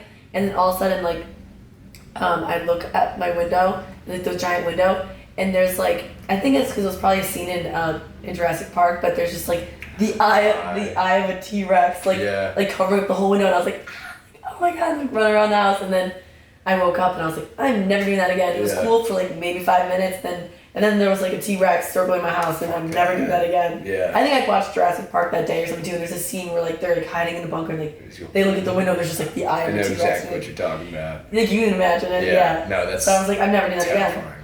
But it's weird too. I was watching this podcast, and they're these science people talking about, they're studying DMT. Oh yeah. In the brain, and they found our brain produces it, which is fucking weird because that's what you take to have those crazy experiences, go to this realm. Is it hallucinogenic or? It's a psychedelic. I'm not very familiar with it. Okay. So it's pretty much like the substance where you take it, you can smoke it, and you go to this realm. Literally everyone goes to the same spot. Yeah. If people have never heard about it, they see, you feel the same as you feel now. Mm-hmm. But you feel more real, and it's people say they see mechanical elves, you're in a different dimension. It's crazy as fuck. And there's some stories where people meet the same people in that spot, and they're like, oh, my friend Pete, and they're you saw him there. Yeah, exactly. But the thing by is, the tree. Yeah. So it's weird as fuck. But so our brain, they found our brain produces it in the pineal gland, and it's pineal gland produces melatonin, so that's in charge of your sleep cycle. Interesting. So it gets produced there. I think. Yeah. It's gonna be very embarrassing if I said the wrong thing. Okay. Who cares? Look it up if you're interested. Yeah, look it up.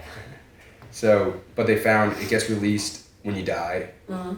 near-death experiences, when you dream, and that's it. It's very interesting. But it's in our visual cortex, it's in the fluid or something. Mm-hmm. So they're it has effects on our vision, how we see the world. Yeah. It's very so interesting. Weird. That's very interesting. And I'm there has to be a connection between dreams, because the near-death experiences and dying, people see things. Exactly. Light flash before my eyes, or I saw this light, or I met these people, mm-hmm. whatever. And that's the kind of stuff, near-death experiences especially, really make me think that the mind, that we have a soul. Yeah, me too, because that's just not, this doesn't. It just doesn't make sense. No one can prove it with natural sciences, and that's why people say, philosophers especially, that physicalism is the way of life. Everything's physical, and our natural sciences can explain everything. Mm-hmm. We don't have a soul because there's no evidence for it. I'm because it's all anecdotal, because we can't fucking study it with physical science, because it's not a physical thing. People are trying, yeah. Yeah. So, but I do think we will find a way to study it. Yeah, me too. But people go, when you die, or near-death experiences, they go to this place through this tunnel of light, and they see they're people that have died before, and they talk to them. Yeah. Dude, there's this one lady, it's in a documentary called Death on Netflix. She was in a canoeing or kayaking accident, she fell down a waterfall, snapped her neck, dead. People were looking for her for 5 minutes, to try to save her. They couldn't find her body. After 10, they were like, all right, let's just find her body. She's dead, let's just find her body.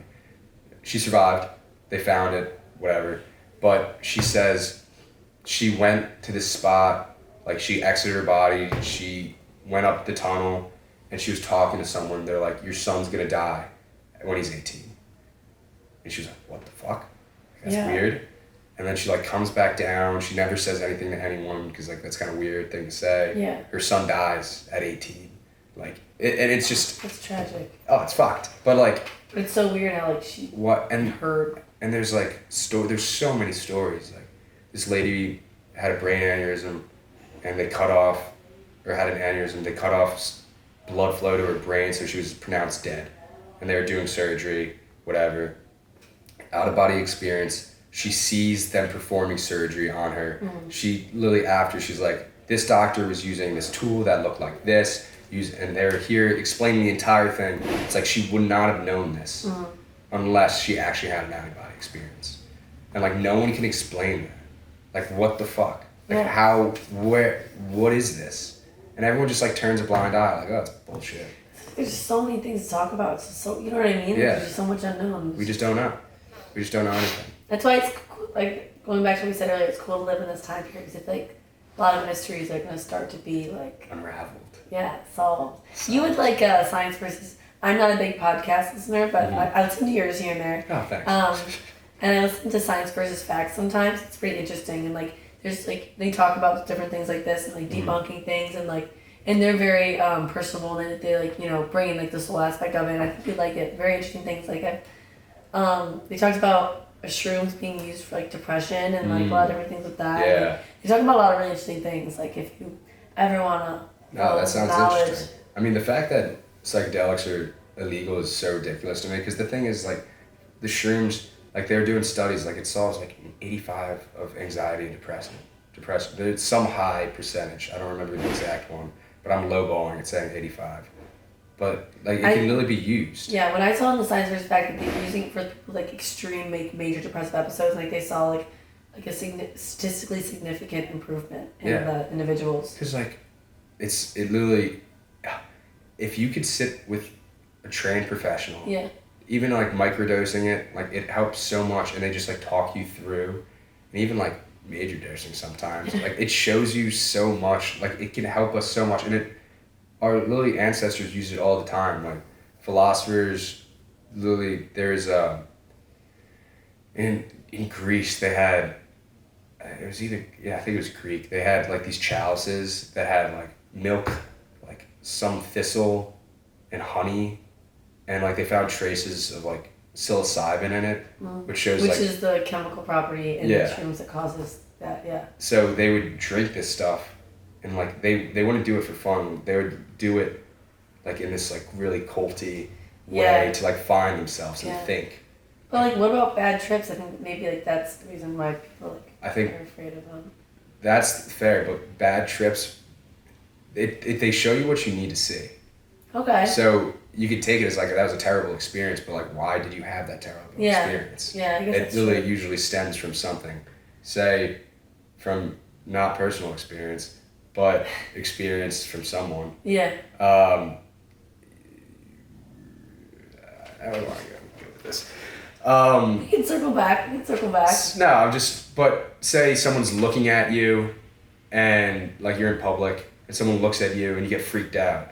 And it's like, oh shit. And it like sends like, oh, people are looking at me. I'm fucking up. Like, what am I doing wrong? Yeah. Because it emphasizes everything in your head that you already think. Mm-hmm. So if you're an anxious person and something happens that makes you anxious, it amplifies it by 1,000. Yeah. So it showed, and obviously that's going to be a bad trip. Yeah. So it shows you, and then you get out of it, you're like, holy fuck. I need to work on this in my mental state. Exactly. Yeah. That makes a lot of sense. So I never thought about it that way. Yeah, so I always thought about it as like an external factor, not like an internal. No, it's usually an internal thing. You're right. I've never thought about that. Which is interesting. But very interesting. Like shamans and all these things, like in our past, like shamans were such a huge part of their like tribes. Like they were like the leader of their tribes. They would lead these psychedelic adventures. Like when you got to a certain age, like you'd do this to like be a part of it. And then when like colonists came to colonize, they would kill the shamans because that was the source of the people's leaders. So we killed off, I say we, because colonists. Thanks, America. Yeah. Europeans. It was actually Europeans, you fuckers. It wasn't Americans yet. Yeah. I guess they turned into Americans. Yeah. But they'd kill. I love how you're being PC. Yeah. They'd kill the shamans because that was the source of power. And then we lost that whole spiritual side of things. But when like, there's even things like in the Bible, like the burning of the bush, like in Moses, they say that was like a DMT bush, like a. Oh. So like when he burned the bush, like he saw God because he literally fucking went to another dimension, and he was high as shit, and. That makes sense. Yeah. That does make sense. And there's like a stoned ape theory too, where it's like monkeys, like we've gained our consciousness from like these monkeys, or obviously they weren't monkeys, but pre-humans ate these psychedelic mushrooms and it like expanded their minds. And it gave so they tested it in like monkeys and they saw like their... Well, it's just like a theory because it's like hundreds of thousands of years ago. Because there was like in the time where they lived, like there was this growth of mushroom that had that property that make it psilocybin. Yeah, I don't. It was something similar. Okay. But that's like a theory. It's not really proven. It's interesting. It's interesting. You seem very engaged into psychedelics. I think they're really interesting. And they're so slept on. Yeah, like. Or not talked about, maybe. It's just. There's so much potential behind them. Yeah. And it's just like... Well, they're used in like depressive research. It's huge right now. Yeah. It's very big. So like, that's something that's not being slept on.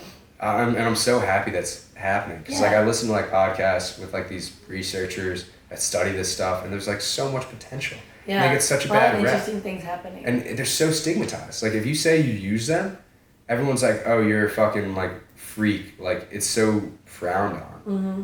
And I'm like... My parents would kill me if I was like, I'm gonna do shrooms this weekend. Yeah. I'm like... Which I don't think I would for very long. Like my late 40s or something. Like I want to be like... I want to save that for when I'm older and I know more about life. That's fair. That's me. I mean, like, I'm on medicine right now, so I can't even do shrooms. Yeah. Mm-hmm. So, fuck, I don't do psychedelics. Yeah. Because I can't. Even if I took them, they wouldn't even do anything to me. Yeah. But, no, I think they're just so interesting because I think it's a connection to that non-physical realm. Yeah. Like, I really think it is. And I think it's so... It makes a lot of sense. It's just... It does. Every previous talking point you mentioned kind of like backs that claim up. You just have the perfect essay right now. Like, I know. Several things, built it up, drive the hypothesis. I'm thinking about I might want to go to grad school. Yeah. To like get my master's. I thought you wanted to do it in stand-up. Well, I want to do stand-up. I do want to do stand-up. I want to do a lot of things, Brady. I agree. I think that life, like the world is your oyster. You don't have to just do one thing. The world is your oyster. You don't have to just do oysters. You don't have to just do one thing. Like you can do so many different things in your lifetime. Like, cause I know, like I want to do something with Spanish at one point in my life. I don't want to be just a doctor. That's my thing. It's like I know everyone's probably like, oh, like you're gonna be plenty busy with being a doctor. You're not gonna have time for other things. But back on the talk show thing. Yeah. So my dream as a child, I always wanted to, like, I never knew what I wanted to do, but then in 6th grade we read Hatchet. You know that book? No. It's really, it's just like a classic book where like a kid, plane goes down, he's stuck in the woods, he has to survive, he uses a hatchet, whatever.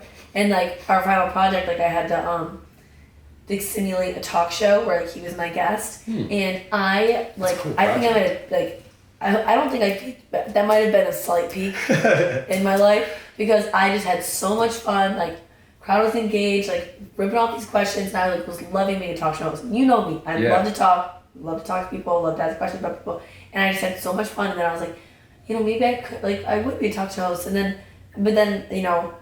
That was in middle school. By the time I got to high school, I was like, I could never be a talk show host. Like, I just, you know, my voice gets raspy all the time. Like, I don't look you know, I'm not crazy about looking presentable 24/7. I don't think I could be famous. So I kind of didn't think about it. Then coming to SU, there's so many people who are like Newhouse BDJ, and like, if, you know, if they want to do that, that'd be kind of cool. But then I also really want to be a doctor, so I don't want to be Dr. Oz because I don't really like his show. But I think it would be cool to maybe one day like have a talk show. That'd be sick. I would love to have a talk show one day. Yeah. And I also want to do something with Spanish one day too. Maybe you could have a Spanish talk show. Yeah. You could even have like Spanish guests on. Exactly. Like I don't know. And like I want to practice medicine in Spain or Latin America or something. I'm doing a research project now. It's actually a Spanish research project. What is it? I like it because it's I was doing for my thesis. I was going to do a biology like research project, but now I'm doing a Spanish one, which I'm really excited about. And it's Latin American art activism. Because I love art too. I really like art. I took all art class. I wanted to be an art minor here, but you can only be an art major. Oh, that's stupid. I know if that's still the policy, but yeah. That's isn't it so annoying? Yeah. Because I love taking art classes, but I couldn't. How are we on time? Are we okay?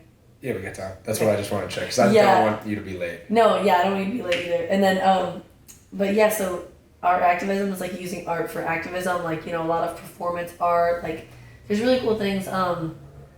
Like in different countries, there's different examples. Like there's a bunch of different media, like this one woman, like to protest violence in her community, like in the Capitol, she had this basin of blood and she like dipped her feet in and like walked into the Capitol, walked around the Capitol, just like didn't say anything, just carried it, and like to like make the point in a very public space of like how much the government like caused like death of lives of their civilians in that country at that time. Like a lot of performance art, and so I'm kind of like doing like a research project, analyzing. So like my first part was doing like a literature review and like reading about like how artivism emerged in Latin America, like how it is now, and now my second phase of the project is interviewing artivists from Latin America. And so I'm nervous. I have like my first one next week, but I have to like interview them over Zoom, record it. In Spanish? Yep. I'm very nervous. And I have to like put that into the paper. And then my final part of the project is I kind of want to do my own artivist project and maybe show it at La Casita Cultural. What is La Casita? It's like it's a Spanish cultural museum. It's a like downtown and close to campus, and they have like a lot of different like exhibitions based on like Hispanic speaking countries, like Hispanic countries, and just a bunch of different art and projects there. Like they'll have spoken word poetry, like slams too. Like I don't know, there's a lot of different like like Spanish culture based museum, and I think it'd be cool to like do something with that there. I don't know. That would be really cool, and I feel like art is such a great way to get a point across. Cause I know there's like a lot of like I love Gandhi because he was all peace. Let's not kill. Like they'd go up, get fucking hit with sticks, and they would never do anything. Like I think that's the type of thing. If you want change, like you don't go about it in a physical. Like you don't fight fire with fire. Like you don't go about it doing wrong and justify it because it's for good. Like you gotta do good and like do things like with art, with like love.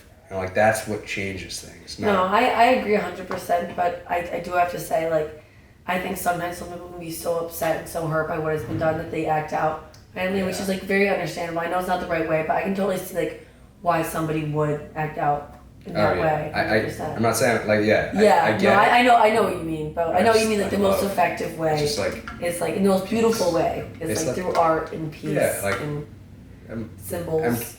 How am I like fucking? Martin Luther King Jr. I like the fact that I just blanked.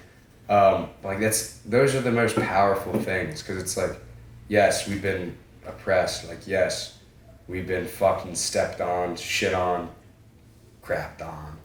But like we're gonna fight back. We're not gonna fight back. Like we're just gonna stand up for what we believe in like a good way. Like I think that's so cool. That is really cool. But then there's always just like a fighting. That always happens. Yeah. Like, that's a great. I didn't even think about that, but that might be a question that I'll add to my list of questions for interviews. Like did you ever how do you think your type of activism differs from different types, and how do they compare? How do they contrast? I think that'd be a really good question to add. I didn't even think to add, so I'm definitely gonna add that. That's right in. That's a beautiful question to put in. What would you have you thought about what you would want to do for your activism thing? I have no idea. I want it to be like a lot of people participating, like either like everybody plays maybe like set up like a giant mural on campus or something, and like people walking by, like I'll have them like write or add something. Like maybe like I was thinking maybe like everyone like that walks by just like a little part of it, and then at the end like it makes like a statistic of something. You know what I mean? Like my project is a lot of based on like violence against women in Latin America, but just like governmental policies that have hurt people as well. But like I think it'd be cool to maybe do something about maybe like violence against women on college campuses, just like relate it more to like I don't know though. I'm not sure yet, but I want it to be not just me making it. I want it to be like multiple people get involved in it. 100%. That's fair. Yeah. I don't know why. I'm just thinking of a massive mirror. That's smart too. I know. It could be a video too. Like some people like take videos of what they do. That could be cool. Yeah. I don't know why this massive mirror is coming to my mind. But dude, something involving a mirror. Yeah, I like mirrors. Yeah, I think they're cool. Yeah, there's this one group of two feminist artists in Mexico that in like the 80s or 90s, like they went around Mexico City and they asked like one thing I would change about society, Mexican society is, and then they all wrote on a little slip of paper and then they hung it up in like the Mexican Museum of Art, and like they had it on a clothesline and they called it like the chain clothesline or something. They had like every single thing, like you could walk through the art museum and like it was just like through the arbor you can like walk and like read it as you go, and it's just like everyone's little perspective on one clothesline. It shows like how everyone's connected, if we're connected. Like just like it's such a simple project, but like it brings everyone's ideas together. There's a lot of commonalities, and it's like art, and it's beautiful. And like I don't know, I thought that was like a really cool little project. There's so many like little cool things I've been learning about like that. Like people are so creative. People are, and I think that's got to be one of the things that separates us from like animals. Because like I think all the time, like what really separates us. But do you see the elephants painting sometimes? Okay, yeah. So there's so many things. Yeah, fuck. I love animals. They're so love smart. animals. They're so smart. Yeah. And the fact that we just like kill them. I know. Well, I'm a vegetarian. I do eat fish though. Beast. That's awesome. I was vegan, but it was really hard to maintain in college, and also expensive, and also going out to eat was getting depressing. Yeah. I mean, all have chips and salsa, like not fun. So I miss fish a lot too. I love fish, so I was like, I'll just be pescatarian. Yeah. But like, I mean that's. I don't miss meat though. That I was surprised about because I was like a carnivore when I was little. Like, all I wanted was like steak and bacon and chicken. I love meat. Yeah, actually, my mom made chicken like every day in high school, so like, I'm actually so on chicken. Like. Really. Yeah. I mean that's all I eat here.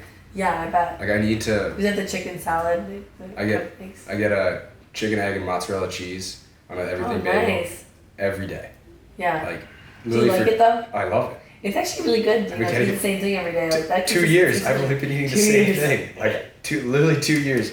Every day I have it. Now I go downstairs. I'm like, he's like 1 or 2 because I either get 1 or 2, and I'm like 1 or 2. Yeah. He knows, but I think we're going in an exciting time. Close, damn it. We're entering, technology because like now we're going in like genetically engineered food. Meat. Yeah. Like they can make like meat that looks exactly and tastes exactly like real meat, and even bleeds like real meat, but it's made of, because it's really hard to, that's very bad for the environment, like livestock. Oh, it's terrible.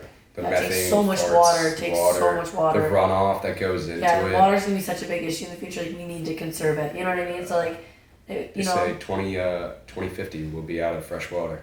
Well, the rich won't, but the poor won't. Yeah, but that's why I think it's like, I don't know. Like it'd be nice if you don't have to be vegan or vegetarian, but like if everyone just was like, hey, I'm only gonna eat meat on the weekends. Like that would be nice. But yeah, would you eat meat again if it was like lab made? Like so they take the DNA or they take a cell from a cow and they grow it in a lab. Like would you eat that? No. No? Cause I don't like, I do it for like my health too. Okay. I don't like want to, like I don't think I really want to eat that.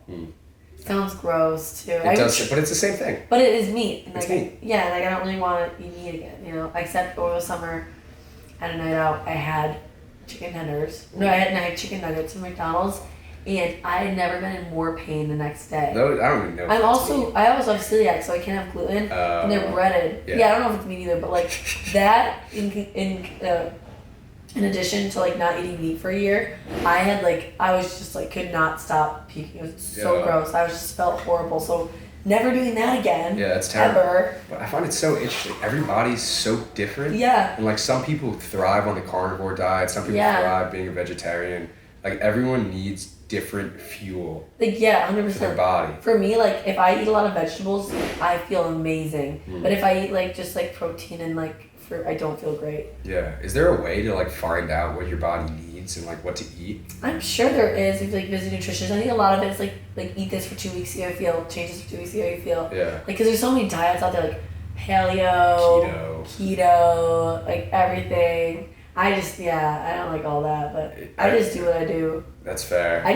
My goal now is just to have 3 square meals. That's my goal. Yeah, but some people are like, oh, don't eat breakfast. Like now I'm hearing like intermittent fasting. It's like, what the fuck? I think the best thing you do is just eat when you're hungry, don't when you're full, try to make it healthy. Yeah. That's it. Drink water. That's what I would try to do. Dude, water's so less packaged food, yeah. The processed food is ridiculous how bad it is. Like it's so bad, but it's so good. It's so good. But because they make it so we enjoy it, so we buy more. Yeah, it's addictive. They literally, I had that NASA scientist guy on, that was my teacher. And we were talking, So cool, and then you had to sleep in our apartment. And I got a ticket. And I didn't get the audio or the video. Damn it. I'll have him back on. But probably a good experience. It was a great experience. Yeah. I still have to, I got my ticket reducted from 4 points to 2 points. That's awesome. So I got to send in that ticket. But he taught me in school that like literally Doritos and all these chip companies, there's literally a mathematical formula of how much crunch and cheese for the perfect amount where you want to get another one. Yeah. Like if there's too much, then you can never just have one potato chip. Because that's literally, they design it to make it so you want another one. Yeah. Like all this shit, they don't give a shit about our health or anything. It just, they want you to buy more. Yeah. It's all... and it's air. Yeah. It's all air. Yeah. But it's just, it's all for us to make, for them to make money. So they don't give a shit about our health. And that's why they're injecting cows and pigs and chickens with all these steroids to get them nice and plump. Yeah, oh my god, the chickens. I watched like a documentary. Before I became vegan, I watched a lot of like documentaries about food, and it was just like so disgusting. I was like, I'm done eating chicken for the rest of my life. Most of the chicken don't even touch the ground. Yeah, it's so sad. And veal, like the baby cows, like oh my god, it breaks my heart. It breaks my... And lamb. Like, yeah. So good. That's one thing though, is like people like will eat meat around me and like apologize, like, oh, I'm sorry to upset you. I'm like, I don't care. Like, I like everyone's doing their own thing. Like, I don't mind. This like, is I hope you choice. love it. Like, I love that you're enjoying your dinner. Like, it's so awesome. Yeah, and like you're my favorite type of pescatarian. Because you don't rub it in my fucking face. Like if there's a vegetarian that's like, because then that's when it's not they're doing it because for their health or for their morals. For the clout. They're doing it for the clout, and they want to show. It's not even clout. It's not even just annoying. Merits clout. It makes them feel like they're better than everyone else. Yeah. Like, I'm vegetarian. Yeah. I like eat. Like because they're doing it because like they're insecure about themselves and they think this makes them better and they want to show you that they're better than you. Yeah. Or they think that they're better than you. It's like, I think it's just weird when people talk about their food in general. It's like, unless they're like, oh, what'd you eat today? You know what I mean? Yeah. And like, I had this, like, what'd you eat? Like, I was super healthy today. I'm like, I don't care, bro. Like, yeah, I don't give a shit. Whatever. Whatever fuels your body. Yeah, I'm on a big smoothie kick right now. I go through like love and hates with smoothies. Like, I'm on a big one right now. So what's up with smoothies? Because I used to... I love them. Like, I love them too, but sometimes I hate them. Like, I can go through months where I'm like, ew, yeah. not want them. But like, I heard some, like I read, because like I like trying to eat healthy, so I try to make smoothies at home. But then I read smoothies aren't healthy for you because like it blends up all the sugars, so then you're just drinking sugar. I guess it depends on what you put in it. But I'm talking like bananas, apples, berries. Really? And like half the thing that makes them healthy is like you chew them and your body has to digest them in a certain way. It makes so sense. when you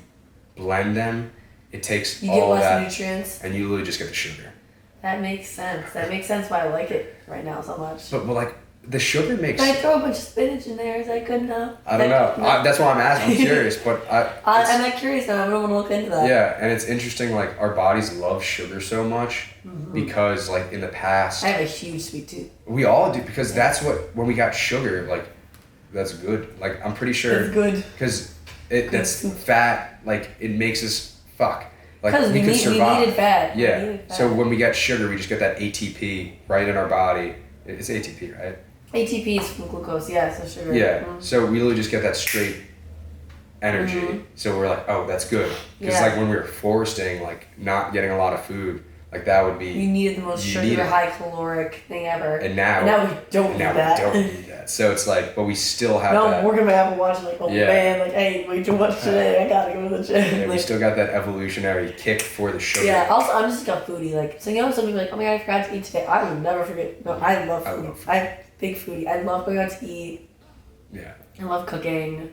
I enjoy it so much too. Yeah. And I meal prepped for the first time last week. How'd it go? I loved it. I just spent like Monday, I meal prepped for Tuesday, Wednesday, Thursday, Friday, and I like spent like Monday afternoon, I just like cooked a bunch, and I made like smoothies for 2 days, oatmeal for 2 days, 2 different types of salads for lunches, and I had like rice and every day, and then broccoli or Brussels sprouts for 2 of the days, and then salmon or tofu. It was so amazing. Just walk in, grab me a little box, throw it in. It was so easy, and it was awesome because I know I had like 3 meals. Yeah. And usually I'm a big snacker, but like since I was having like 3 solid meals, I didn't want a snack. Yeah. It was awesome. That's the move. And snacking gets us a lot. Yeah, like I wish I could like consistently meal prep, but like sometimes on the weekends I just get so busy. Yeah, but like I love meal prepping. And there's something. I want to do it again. Do it again.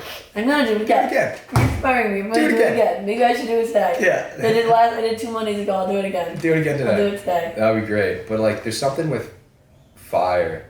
Like, there's the theory where like our brains grew more once we got fire because we would be able to extract more nutrients from our food, like our digestive systems, like they wouldn't have to work as hard. They were cooked. Yeah. So also, like, you burn off all, like, a lot of the bacteria on meat. Yeah, which is good. Yeah. So, like, our digestive systems didn't have to work as hard. So our gut stuff, because, like, our body's, like, all in balance. So our gut energy or whatever went up to our brain. There's actually brain gut theory, I think it's called, or something like that. The state of your gut can really affect your mental health. Like, people who have, like, gastrointestinal issues are more likely to be depressed than if you have, like, a healthy gut, healthy mind. You have your own gut microbiome, so you have your own DNA, like, in your gut, because you have, like, good bacteria living in there. And, like, it's really interesting. That's a new area of research too. Like, how you have your whole it's like your biome and your whole own microbiome that's completely separate from the rest of your body in your gut, and like it's so different. And like the health of your gut really affects everything. So like, some with me with celiac, like before I was diagnosed, like I had a horrible gut, and like it was so true. I was always tired. Everything was off. Like just mental. Like, I feel like it did affect my mental health probably because I was always tired. And they're finding a huge connection like between like depression and a bad gut health. Yeah. So it's super interesting. It's also a huge part of your body. Like it's like your stomach, and it's like your small intestine, your large intestine takes up so much. Like, it's very interesting. It's so gross. I think it's so cool. No, it is. It's just how you absorb nutrients. Yes. Yeah. Life. Yeah. But someone told me who was studying like DNA. Like, I don't know. He's like, if one thing's off in a cell, like the whole cell is fucked up. In DNA, yeah. Like even the ribosome. A single nucleotide. Yeah. Like substitution can cause everything. That's what causes sickle cell anemia. It's a single nucleotide is just one shift, and I feel like that's our body. Like this small like correlates to the big. Like if one thing's off in our body, like it fucks up everything. Yeah, it's a ripple effect. It's crazy. Ripple. That's the theme song of the song to the show. But, oh really? Oh yeah. Grateful Dead. All right, it is 12:35. Oh man, I gotta. Oh so, man. thank you for coming on. I could have talked to you for another like 5 fucking hours. I know, this is mad interesting. We'll have to do it again. Yes. And talk about the gut. But thank you, Brady. Thank you so much for having me. No it was problem. so awesome to be here. All right. Peace. Bye.